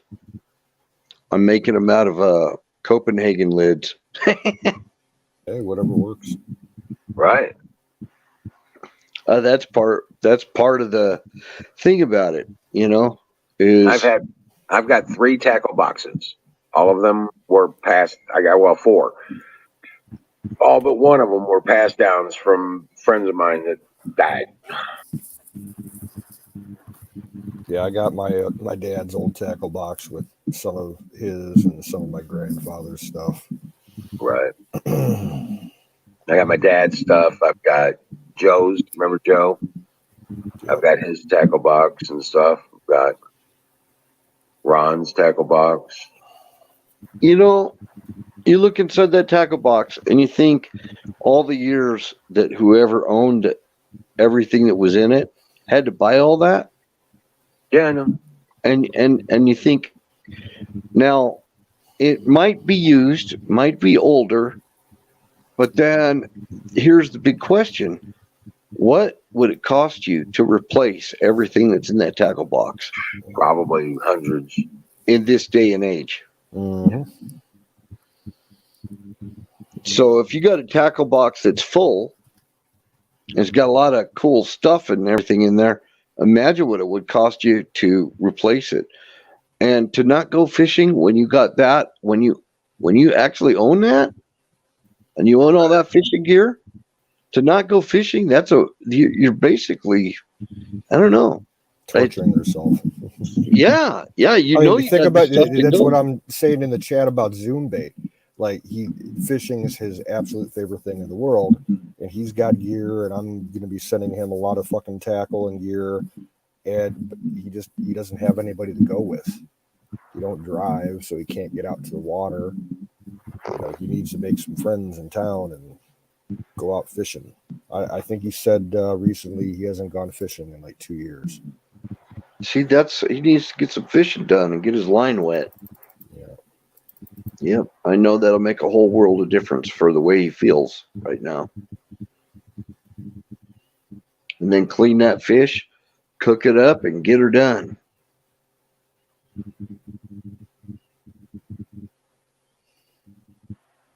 Yes, sir.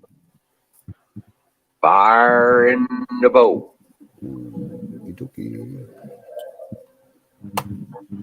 Kick that goat. And I think goat went to bed. Goat went to bed. Fucking goat. Didn't Slim say he had a boat or his brother had one? Maybe an uncle.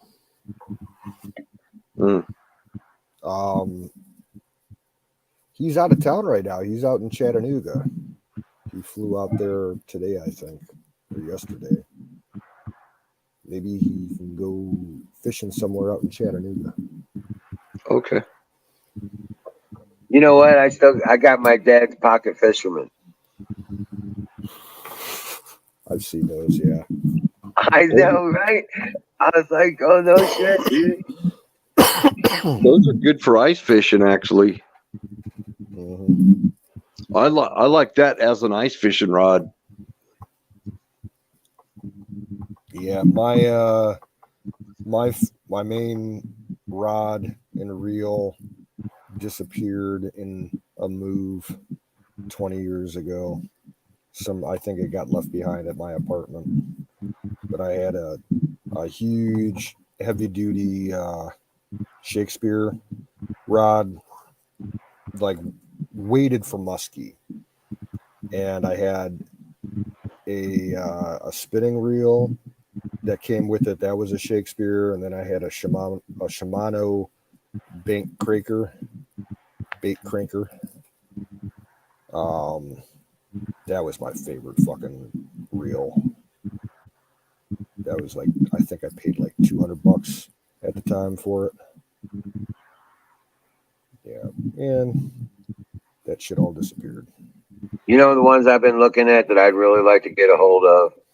Those collapsible rods. Mm-hmm. I've I got want one of those 6-footer collapsibles. telescopic. Yeah. I have 2. Yeah, this one was it was a 2-parter, so you could break it down for easy travel. Right. Those little collapsibles, man, they break down to like 18 inches. Yep, and They're a they 6-foot fit pole. they fit in your backpack. Right. So that's a badass little setup, man. I want a couple of those. You can also get a 5-piece, like a fly rod, or I believe it's Eagle Claw makes a really nice 5-piece, just a regular trout rod. Right. Yeah, see, that's one thing. Fly fishing, I've never tried it. I've been intimidated. It's the most unnatural way of fishing that I've ever seen. I don't know how those people can do that kind of fishing. I've never done it myself. Huckleberry, that was my thought too, is for bug out bags. Mm-hmm. A little, collapsible telescopic rod fits in a small backpack. That's a way to get food, and a little bit of tackle with you.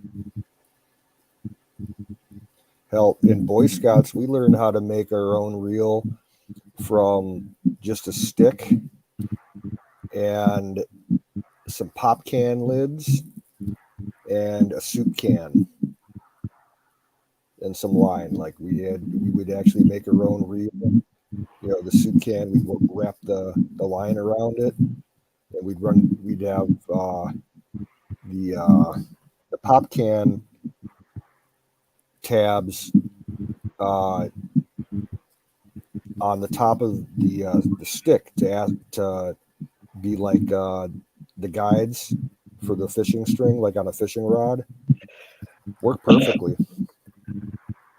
I like getting the stands you stick on the beach. You know what I'm saying? Or on your campsite right on the edge of the lake and then you turn around, you put the bell on it, you get it set out in the lake, turn around and doing catfish. We learned how to do archery for fish in Scouts. We had some bows that were set up with the bow reels on them, and we were shooting from the riverbanks, or we had one guy that would actually climb up in a tree and do it because he was kind of overhead and could see the fish better. Well, okay. I was on the Rangers. Good night. You taking off, Bill? Yeah, I gotta go now. All right. Thanks for coming in, brother. All right, buddy. Dream well, Patriot. All right, bye. Chin up. I was on the Ranger side of the YMCA camp. You know what I'm saying? Mm-hmm. I volunteered for the Ranger side because they got to go in the canoes, and we got away from the rest of all the people and all the bullshit, right? Yep.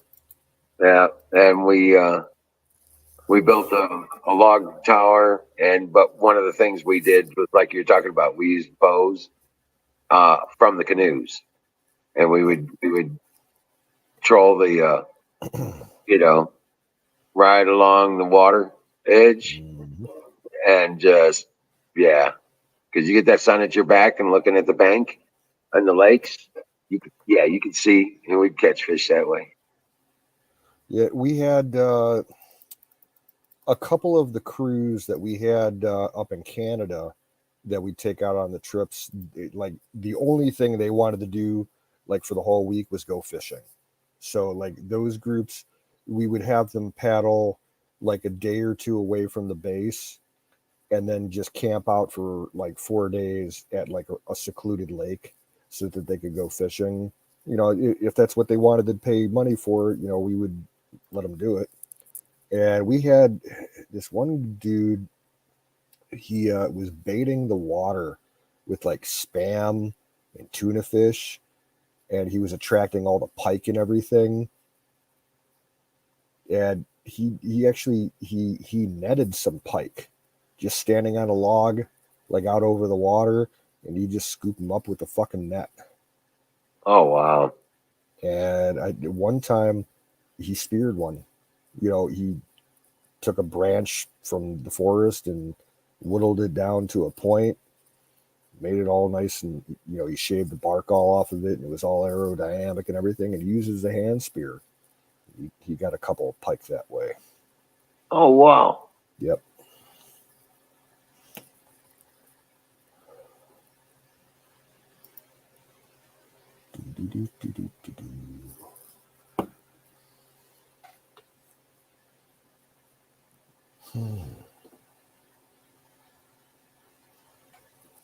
Yeah, but yeah, no shit. You know what time it is, right?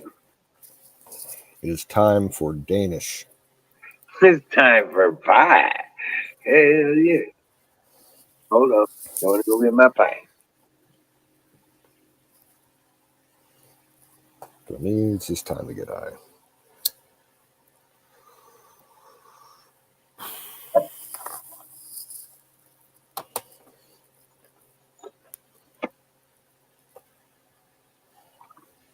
I just had a thought.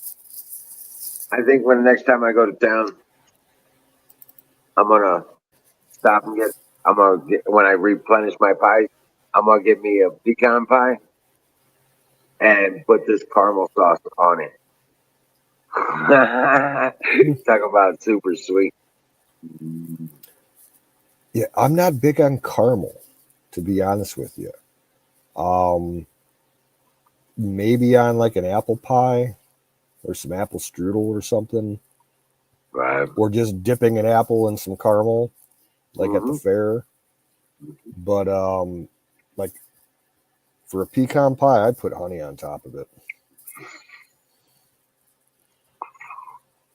What you should do, get those pecan pies and heat up. Do you have like a basting brush? For like basting meat or stuff like that. Use it with like warm up some of your honey butter and baste the top of your pie with it. All that, I bet that would be good.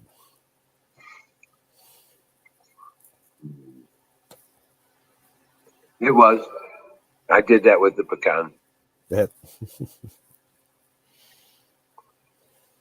Heck yeah.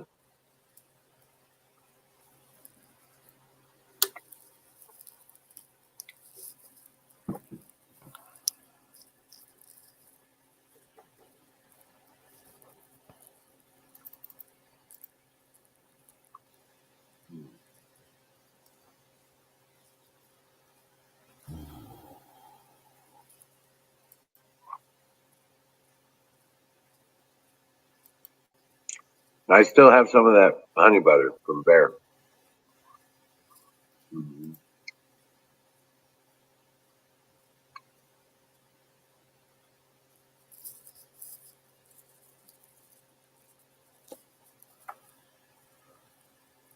I've been saving it because I want to make some biscuits. I want to put it on biscuits. Yeah.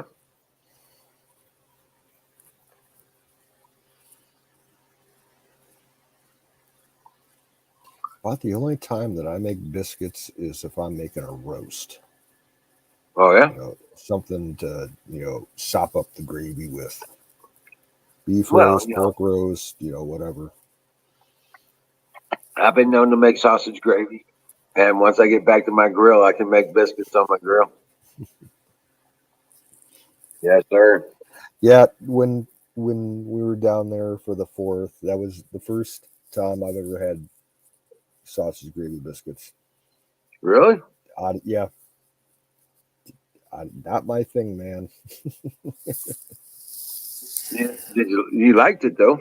It was tasty, but not the just it was unique. Did not agree with me though. Well, I didn't call it what they call it in the service. You know what they call it in the service? Shit on a shingle. Yes, sir. Well, see, for me, shit out on a shingle has always been like chipped beef, Right. with hamburger gravy or something like that. My dad used to love that. And then you Well, have like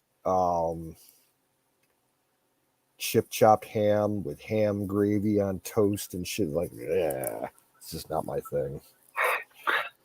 right.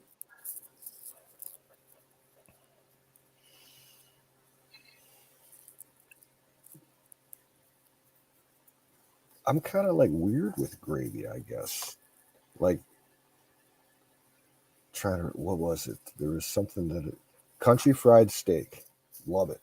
Yeah. But I don't like it when they pour all the gravy over it. I like the gravy on the side. Oh, really? Yeah. That's a little more of a white milk gravy with pepper. You know what I'm saying? Yes, yeah. Most of the roast that I make, I'll serve the gravy separate and usually like put it over the mashed potatoes and dip the meat in it if I feel like it. Right. You know, they were saying all kinds of crazy recipes the other night for gravy. I just take flour and water in a cup and I mix it into a slurry about as thick as I'd like my gravy. Yep. And then I turn around and I put it in the grease of whatever drippings of whatever meat I've just made, pork, beef, chicken. Yep. I pour it in there, pepper and garlic, and then get it all mixed up. Add a little extra water if I need to. Let it cook down if it gets too thin. And you know what? That is it's just That's amazing. basic gravy.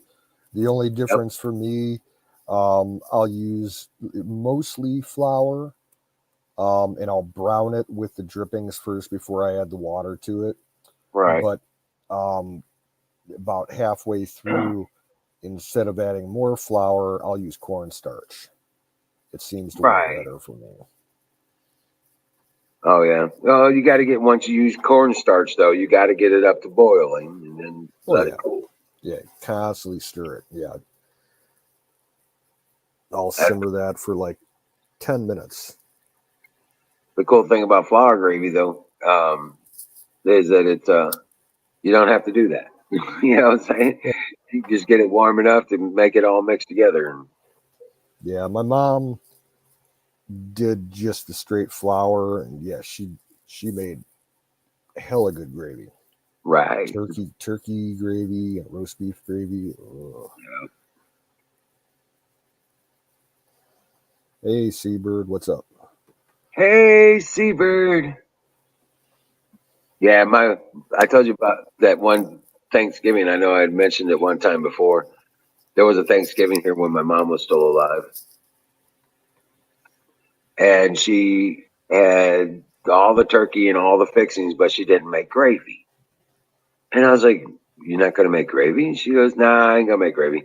I was like, "Okay, you mind if I make gravy?" And she's like, "Yeah, go ahead." And I was like, I went in there and made gravy. She just loved it.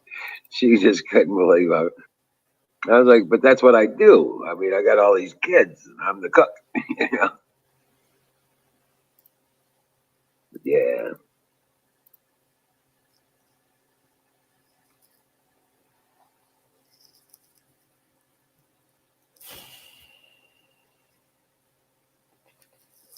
I think I'm going to have tomorrow.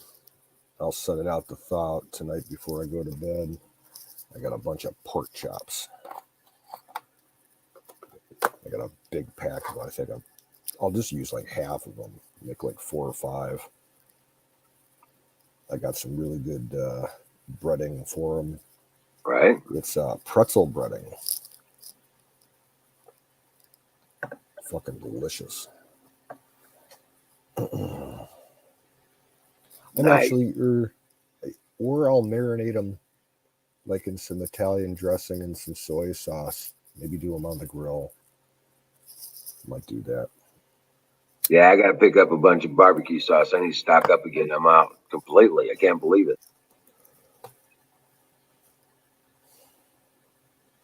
But I've got packages of pulled pork in there in the freezer. Yeah, all I need is the barbecue sauces. I got pork steaks and big family packs of chicken thighs and shit like that. You know what I'm saying? Pork loins.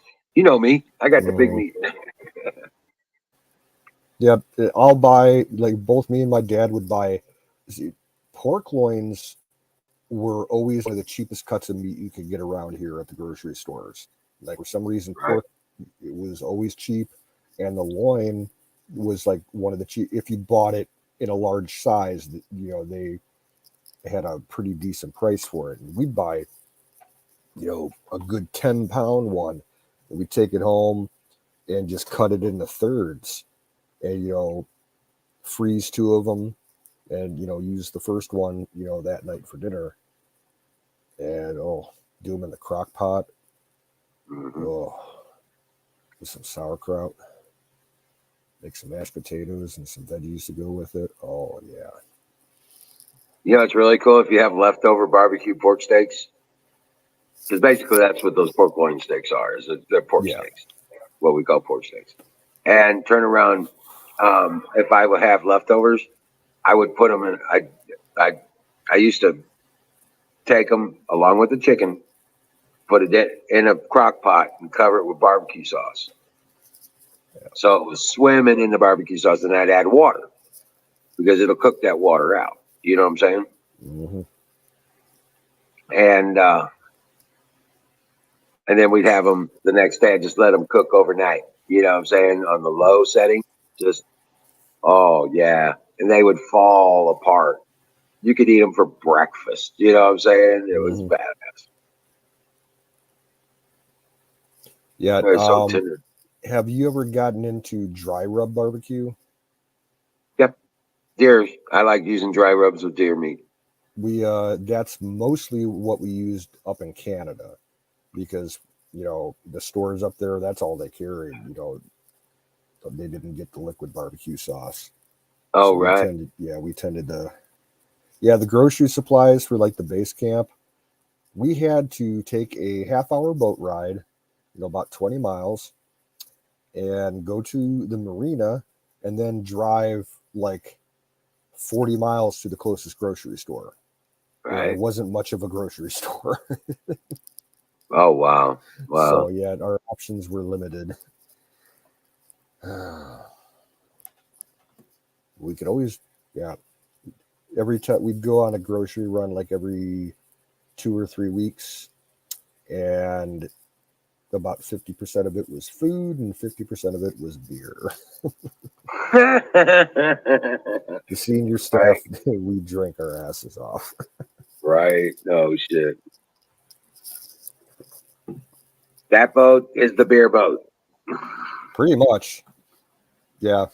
Because the younger kids, they get sent up to the marina to help us load the boats when we came back from the grocery store. So we had two boats. And they're like, Jesus Christ, how much beer? Like, we had like 20 cases of Molson's with us. Right. Like, how long is this going to last you? And we're like, 2 weeks. Exactly. Yeah. Exactly, Seabird. You just make that slurry with the water and Mm-hmm. flour in a cup, and then you slowly whisk it into the meat grate drippings. Yeah. Oh my God. Add water to consistency, or cook down till you get the thickness you want. Whether you want it thick or you want it, medium, or you want a wet gravy, I can do those too. I used to like making my own bread. Um, I would make it by hand, and then they started making bread makers, and I started using those. Actually, the best luck I ever had with those things was not making bread; it was making pizza dough. I used to make my own pizza dough in a bread maker, and they made special yeast packets that you could buy that were specifically for pizza dough, and they work really good. So I used to make a lot of homemade pizza for the family. Oh wow. To make a breads, you have flour, water, oil, salt, and yeast, and that's about Egg, it. right? You need the egg, don't you? Yeah, an egg. Well, you can make it without egg. Use some butter instead. I've done that before. It's not as good, but Right. never mind. I got a free dozen eggs today at the store.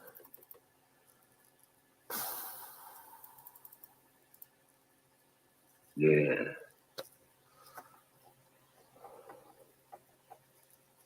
Yeah, there was kind of a tradition here for a few years.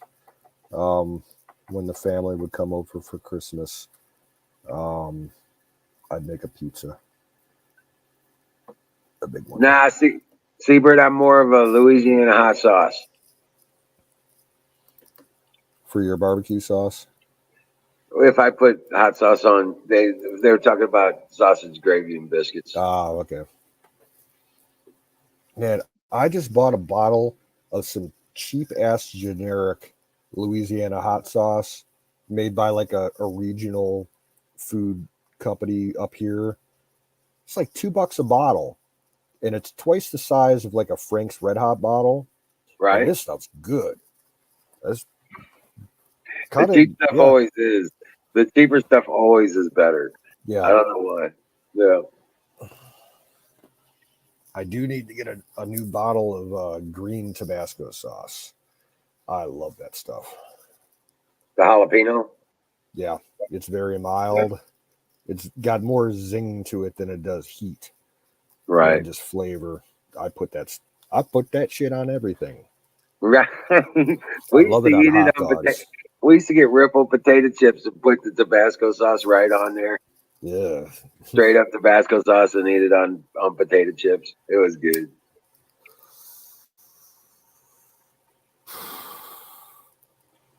Ugh.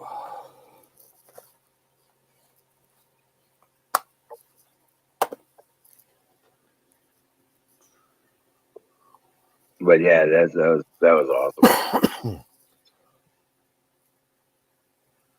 But yeah, no shit, man. I figure, Ruffles have riches. well, yeah, Ruffles.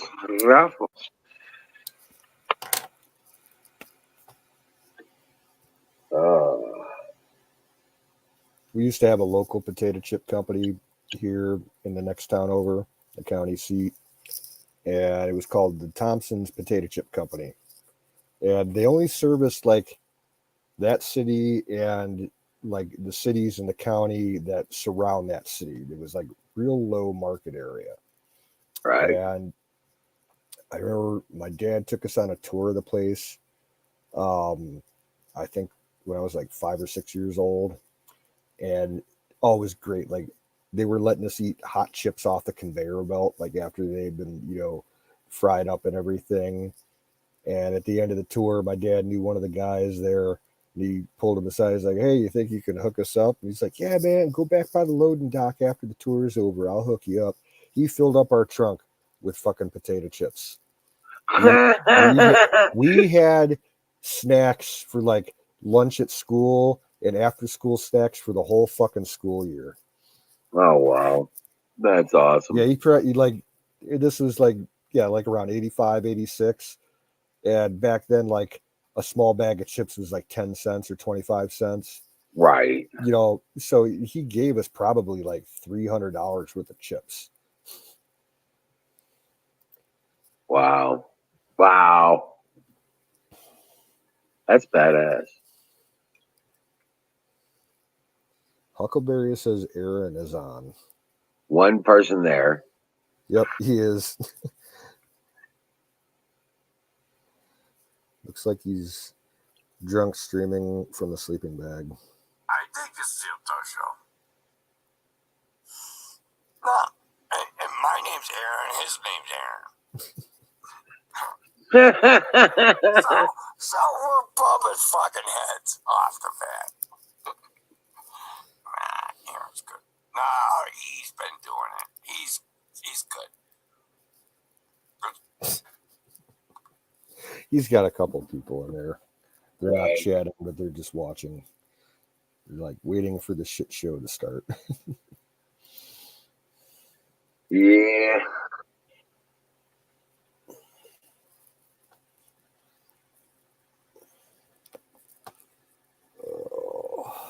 Yeah, I don't know, man.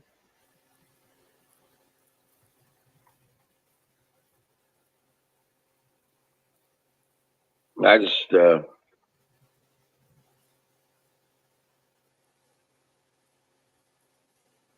can't imagine how this is all. I mean, I can, but when all this stuff starts coming down, people are going to be freaking the fuck out, dude. Oh yeah.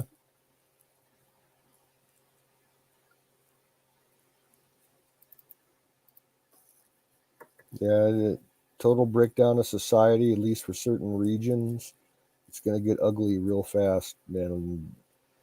At least 75% of the people in those areas, they won't know how to deal with it.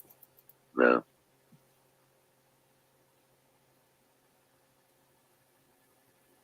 A lot of bad people out there. Oh yeah.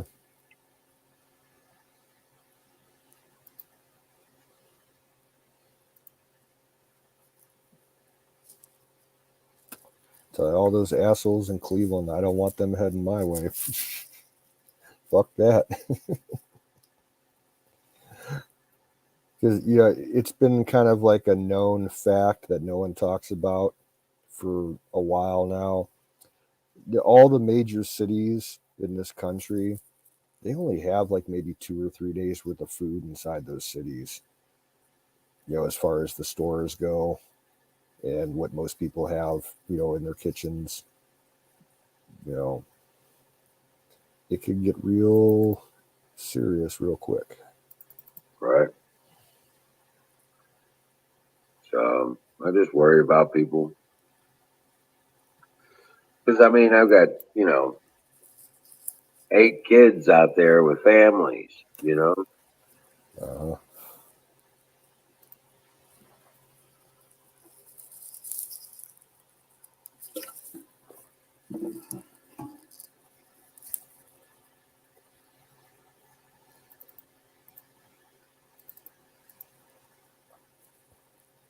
I'm sure some of them are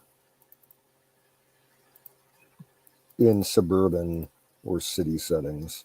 They're all in suburban settings. Yeah. Yeah, that's where I raised them, Yeah,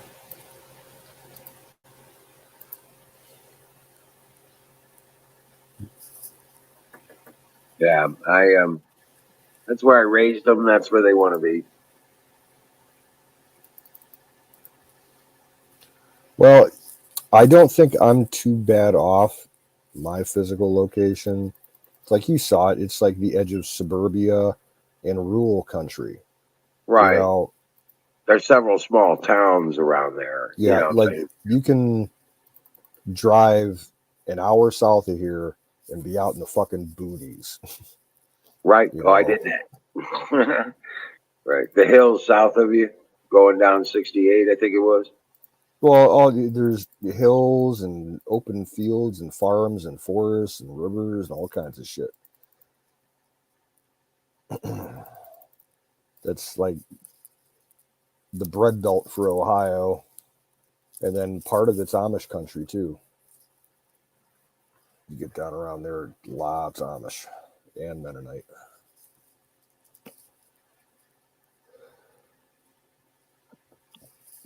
Excuse me.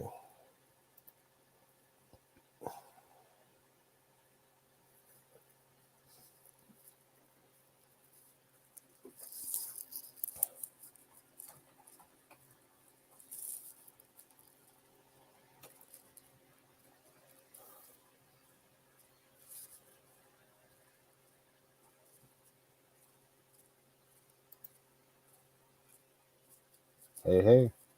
Hey. So Hey, what's Wiz. up, Huckleberry? Just getting Freya ready. How you getting her ready? You training her? She's doing hand-to-hand combat. You gonna teach her how to defend herself, and Well, yeah. yeah, Yeah, I'm making her tough. make her a ninja squirrel. And now, tomorrow we're having ice, and Thursday we're having thunderstorms. But Friday looks good, so Friday's the day. All right. Well, you know, I'm from Missouri. Yeah. Don't say it. Go ahead. You have to show me. All right, I'm going to have proof. Mhm. You know, you should get Freya. That would be really cool. What? Those little plastic swords that bars use to like hold the cherries together in your drinks. Yeah. Get her a little sword. That'd be funny. If she'd pick it up in her cage and I could grab a picture, that would be really funny. Or have it in her teeth. You know what I'm saying? Yeah. Arr. Yeah, because she'll pick up the paper towel roll and she'll pick it straight up and fall backwards with it and start kicking it and wrestling with it. Mhm. So she's gonna be ready to defend herself. Yeah, they're very dexterous. Both the hands and the feet. Yeah, I was surprised. I've learned a lot with her being in. So, but we'll see.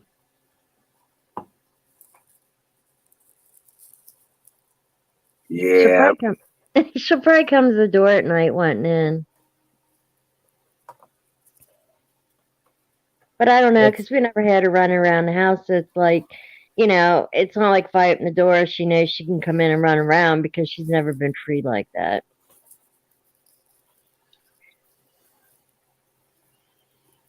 No, she was a couple times, you said. Oh, yeah. It wasn't fun, though. Right? Yeah, but at one point when I yelled at her, she did stop and she looked at me, but she was so uptight that when I walked towards her, she took back off. Right. But it was fun. It's like, what's that, Mama? Oh no, fuck that, Mama. Bye bye. You ain't got Yeah, kids. yeah, I'm listening to you, but if you walk near me, I'm out. Right.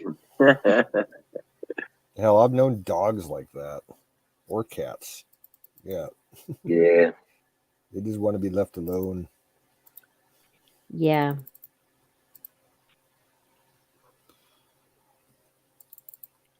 Yeah, my Prince is being like that right now. Oh, really? Yeah. Well, it could be, a change of setting with, the kennels getting put up and everything. Yeah, he just might not be used to that. Well, Prince and Princess usually hang out here at the house with Oh. me in the room. And then along with Ranger. And Charlie and Precious, they got the kennels right now. So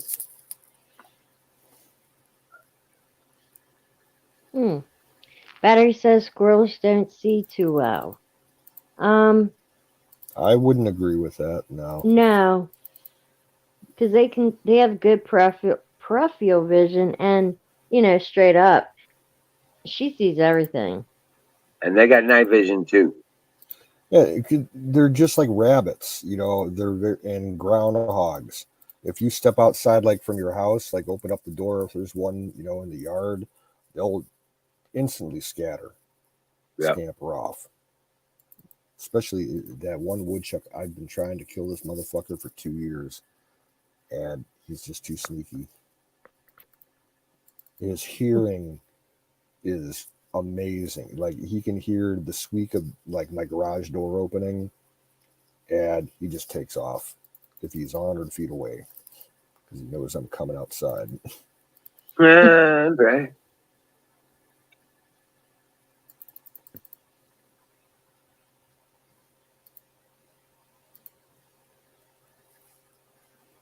No, they saw you, Battery. They just didn't give a shit. They get brave. They do. They get brave. And like the ones around here, well, Apex got hit with nuts last year too. Remember that? I got hit too, yeah, a couple he of was out, times. he was out doing the campfire in the backyard.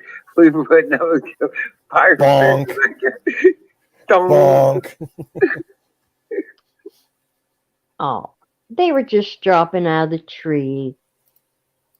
There's no tree above them in the backyard. They had to throw those things about 20, 30 feet away from the tree. Oh, come on. They were just messing with you. Somebody was doing it. No, it was the squirrels. It really was.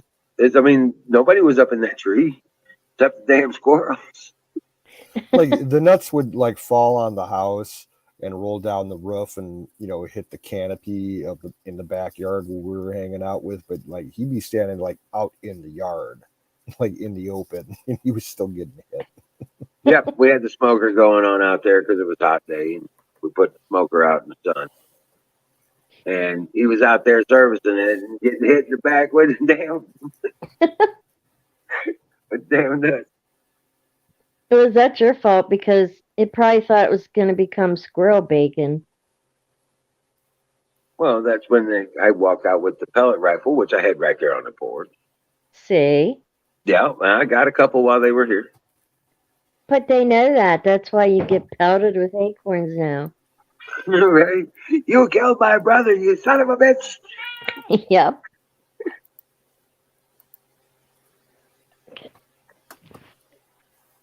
Hold on, go through the cat outside. Nope.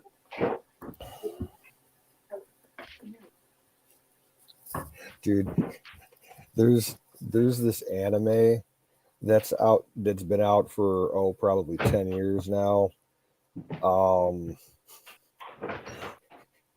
It's the funniest fucking thing.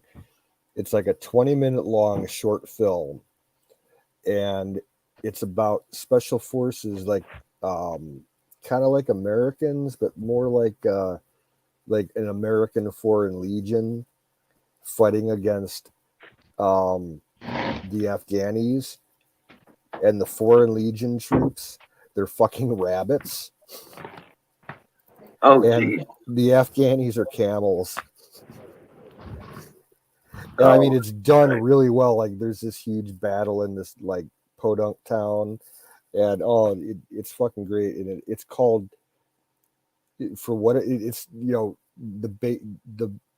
basis and the roots of it were like from Japanese manga and shit like that. So the name is somehow the name is Cat Shit One. It's just the dumbest name. I have it in my YouTube channel in my videos. I uploaded it once and it got deleted for copyright, but I found a way around it, so it's still up there. It's hilarious to watch.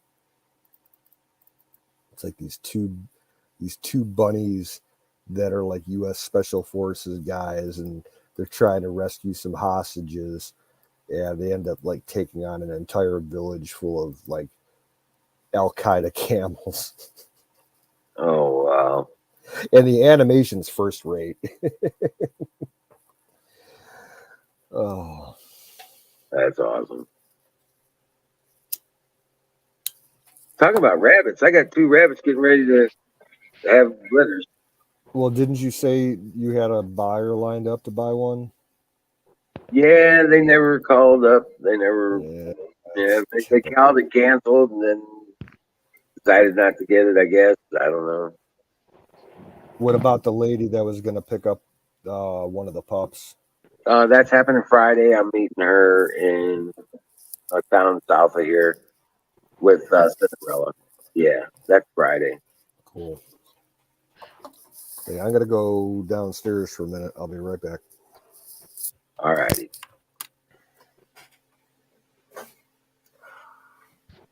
But yeah, getting Cinderella a home, that'll help out. That's a good thing. It's a good home too. She's got a disabled daughter, PTSD kind of thing like that, and they're gonna train her to be a comfort companion kind of deal. That's And great. yeah, and she's got a kid, so it's a mom, daughter, and granddaughter taking care of a farm. I don't know if there was any men in the picture, Right. um, but they've got goats and chickens and stuff like that. So it's going to be a good place for her.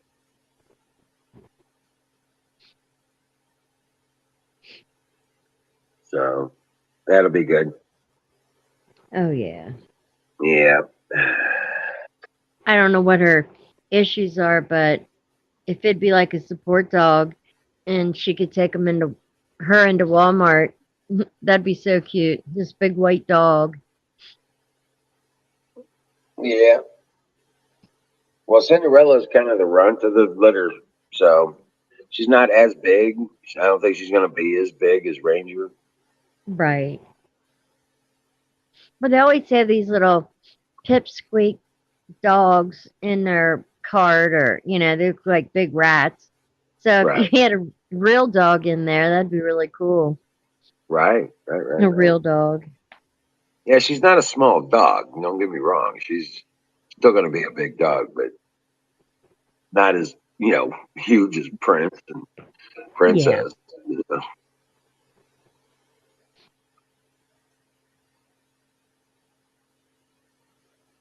Battery hump day, yay. What was that guy's name? Elisa Montoya. Yeah, Montoya. You Yeah. killed my father. Prepare to die.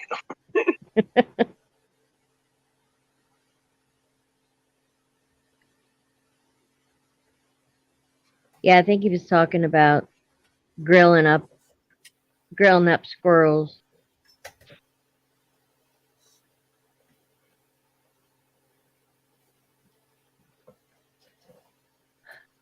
Well, Oh looks yeah. like I cleaned out the chat now. Yeah. No. Yeah. No, but yeah, I think I shot those two right there, cleaned them, and we ate them the next night. Oh shit! Hey, guess what? What's up? What? I totally forgot. It's after midnight. It's my birthday.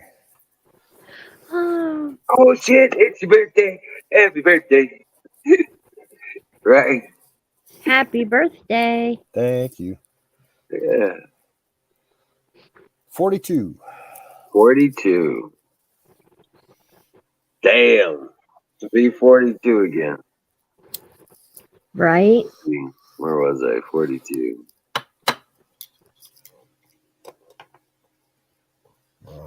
So, cheers.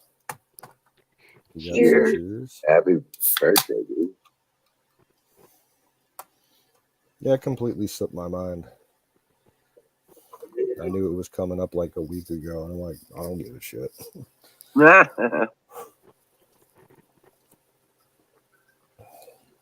Let's see. Are you doing anything special, Canoes? Well, I was saying I was gonna make some pork chops for dinner tonight. I haven't done that in a while. Your mama's not making you dinner? No, I haven't been in touch with her in a while. We didn't do my birthday last year because she was sick, and she had just gotten out of the hospital with a bout of pneumonia, and she just wasn't feeling up to company. I'm like, yeah, that's cool. I don't mind. Holy shit! Get this. My birthday is on a Friday the 13th. That's a good year for me. Those are good years for me usually. Oh, that's cool. Yeah. I was born on a Friday the 13th. No shit. I was I was born born- on Easter Sunday. Were you? Yeah. Oh, but yeah, I was born on a Friday the 13th, and I was married on a Friday the 13th. Both times. Maybe you should learn something from that. Maybe. Maybe. Yeah, you know. I don't know. I had pretty good luck. I mean, my divorces were kind of interesting. Interesting. Entertaining. For me, they were great. The only good divorce stories I've ever heard, they're both mine. Hey, Kimmy, what's up? Hey, Kimmy. Hey, Kimmy. I'll tell you, my echoing. You're Huckleberry echoed into you, but we hear you fine now. Oh, there it is. Yeah, she's echoing. Yeah, you are echoing. Okay. I'm on my foot, or I'm on the tablet. I gotta figure this out.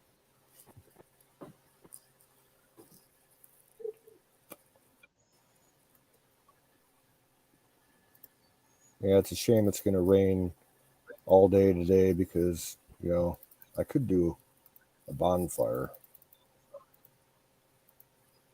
That would be cool. Because I got so much fucking dead wood laying around my place I need to get rid of. Right.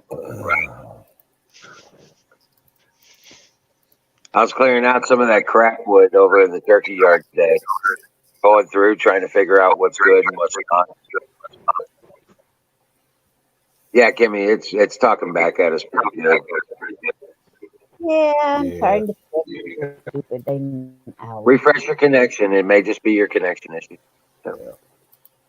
But yeah, I started clearing that stuff out. I'm gonna have to start gathering it up and wheelbarrowing it over to the where we're gonna burn it all. Yeah, I got a big ass dead tree that I was supposed to get down this winter, and that didn't happen. Oh yeah. The two, my one friend and my one neighbor down the road were supposed to help me, and they never showed up. So Right. Wow. it's too big of a job for just one person. Hey Aaron, how you doing? He just donated 100 bits. Rock on. Thank you, Aaron.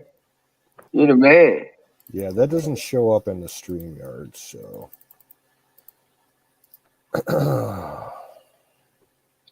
That's why I announced it, because on my tablet on my phone so I can see it. Yeah. Well, that's awesome. We need somebody to keep us appraised when people do things over there because we don't always see that kind of stuff. And yeah. No in here. problem. Thank you. You're welcome.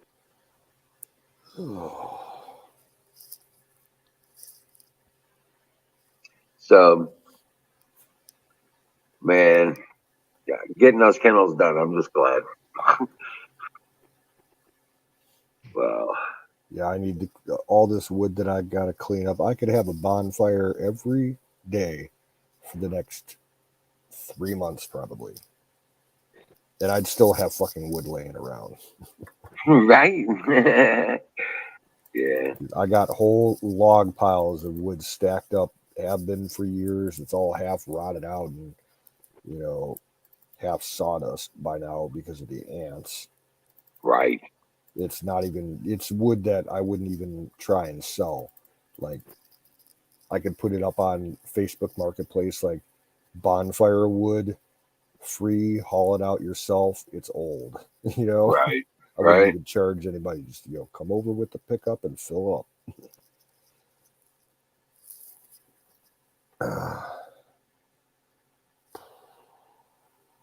Kind of mad at myself though. All that 2x4 wood that I had stashed over there, it's almost all of it's junk. It's been there for 5-6 years now, and it's Just I've got some really high quality firewood, that we never went through for the fireplace in the house. It's been sitting out in the barn for probably eight years at least. right. Completely dry, all split up and ready to go. Fuck, I could sell that. If I were Right. using the fireplace, yeah, I could make some money off of that. Actually, yeah. Yep. Not to mention all the scrap lumber I got laying around with wood prices nowadays. Oh yeah. Oh yeah.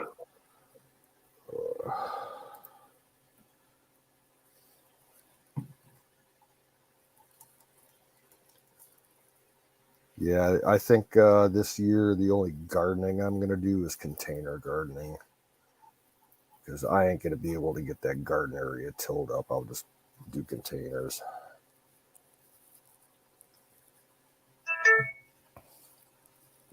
In fact, I'm going to try something. I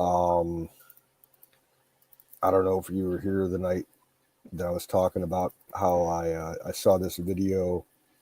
This guy over in the UK was growing like record carrots for like county fairs and stuff, like super long carrots, like 3-foot long carrots. That looked absolutely amazing. I'm going to try doing that because I got a way to do it.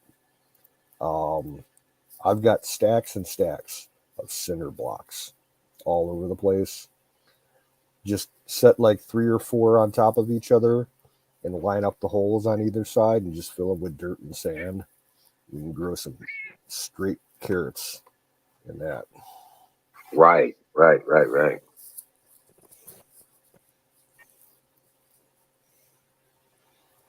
Yeah, I could see that. I was thinking about building a couple planter boxes to go around the front of the house.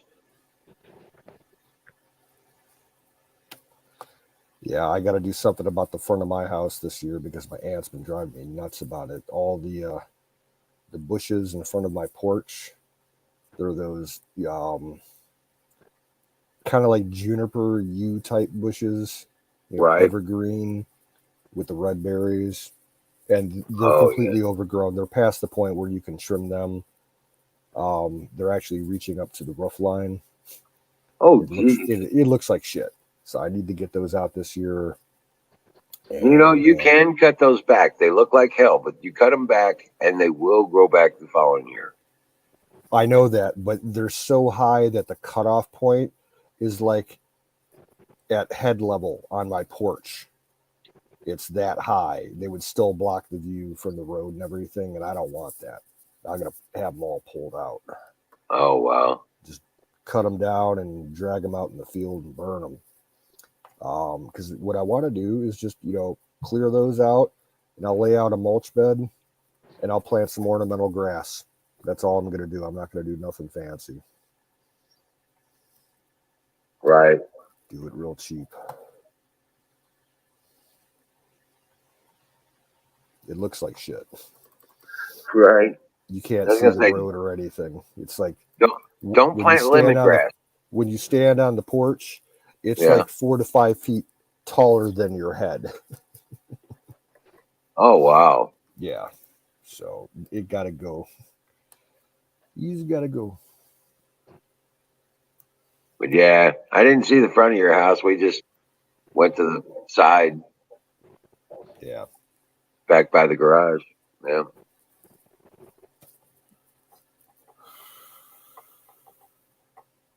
But yeah, I'm about had it, dude. Well, 8 minutes to the top of the hour. Yeah, fire in the boat. Fire in the boat. Fire in the joint. You're getting all fancy on us.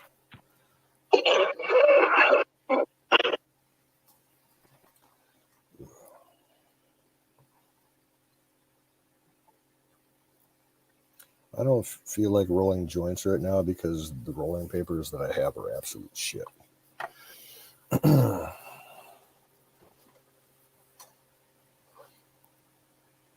I just can't see wasting the weed. I think it wastes weed. Yeah, 'Cause a lot same of it here. burns off. If Yeah. it's just yourself, yeah, it's a waste. But then again, I don't even smoke like if I'm partying hard, like if I'm spending the whole night here online with y'all, I'll smoke the whole joint. But usually, if I roll a joint, I'll take like 2 or 3 hits off of it, put it down for a couple hours, maybe hit it one more time that night.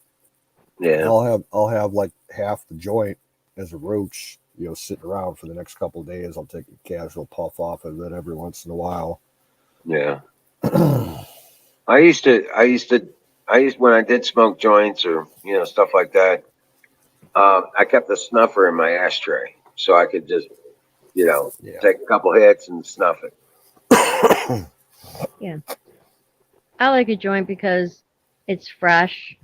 I don't like to smoke out of dirty resin black bulbs. Yeah. Yeah, that's cool. That's just me. I don't think it's wasting it because it's a roach and I'll keep smoking it. Right. Well, if the pipe becomes a problem, I just boil it. Yeah, I know, but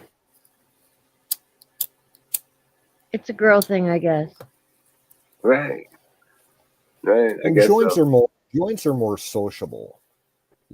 I'd rather pass around a joint with a friend than I would pass a bowl. Yeah. Yeah. Yeah. Always been that way. God, me and my dad used to smoke so many joints together, it was ridiculous. Like a typical day with me and my dad, we'd smoke like 10 joints. Oh wow.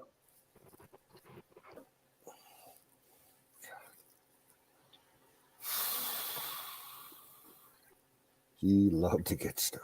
My God. Oh. Well, that's cool as fuck, man. That is cool. Because I've never really had the dad experience thing. You know what I'm saying? Yeah. Hell, I remember being like 5 years old at the first house we lived in. And I'm like, Mom? Yes, dear, what is it?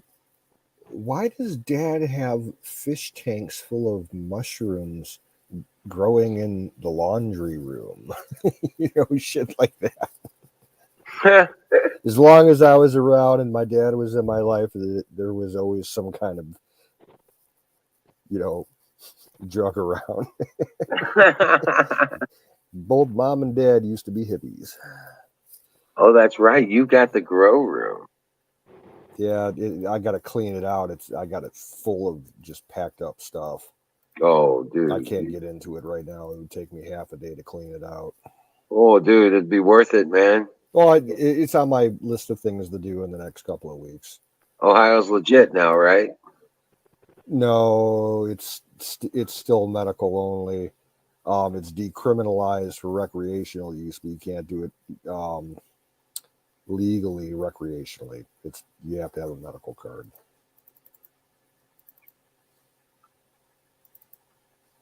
But you got a grow room.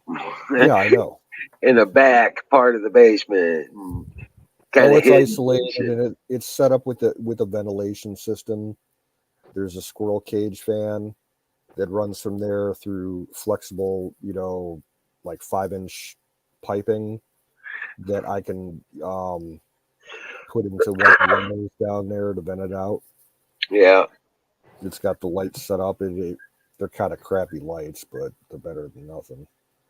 Yeah, dude. But yeah, I've got like 6 big ass cargo totes in there with like books and shit that I moved out from upstairs, and a lot of my I got probably like about a dozen computers in there that I was scrapping out. All right. I hadn't gotten around to scrapping those ones out. I still got to get those things out of there. That's what I need to do, is just set up a whole weekend just where I process all that computer shit. Right. I could do a stream out of that. out in the garage. Now that the weather is supposed to be getting warmer, because that's where I do my scrapping, is out in the garage. Right.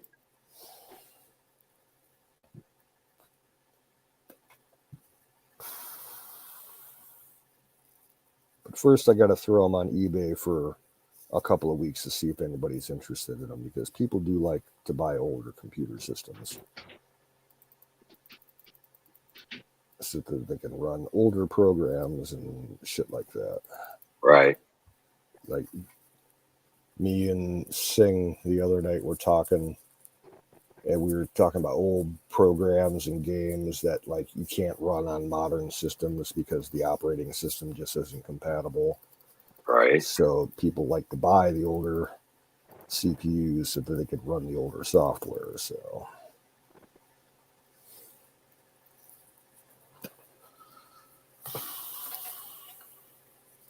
but to me, it's actually relaxing and kind of fun just to scrap those things out.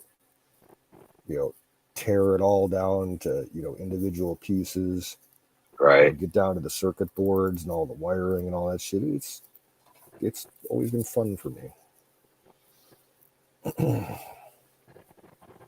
Yeah, I can see that. I do need to find my one neighbor. He's got a big ass dump truck, and I need him to come over so I can empty out one of the barns with all the scrap that I've accumulated over the years. It's too much for a pickup. Like I would need either this dump truck or like a U-Haul. I got a lot of scrap. Steel, aluminum, computer shit.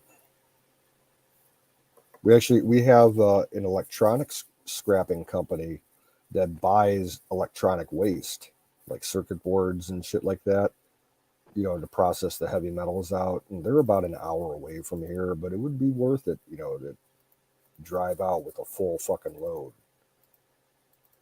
Right.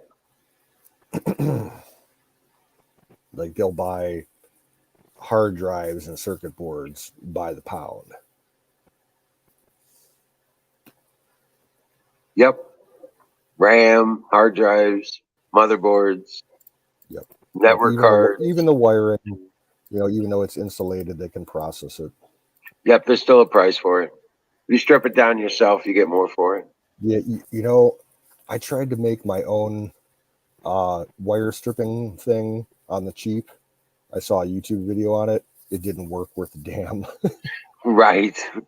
It's like, take a 2x4 with your drill and drill consecutive holes, downward size-wise, and that the wire would pass through, and then you take a screw and drill the screw down so that it just touches the top of the hole so you can pass the wire through and it'll strip off the insulation. It never worked. It was the dumbest Never thing worked. ever. Right. No. All right, Huckleberry, you have a nice night. Sleep well. Sweet dreams, Huckleberry. Take it easy. Yeah. I'm going to go ahead and hit it too, man. Yeah, God bless you all. Yeah. God bless each and every one of the you. only person left in the chat, so you have a good one. Maybe Aaron's there. Thanks for dropping in, Aaron. Yeah. Yeah, that was cool. Thank you, man.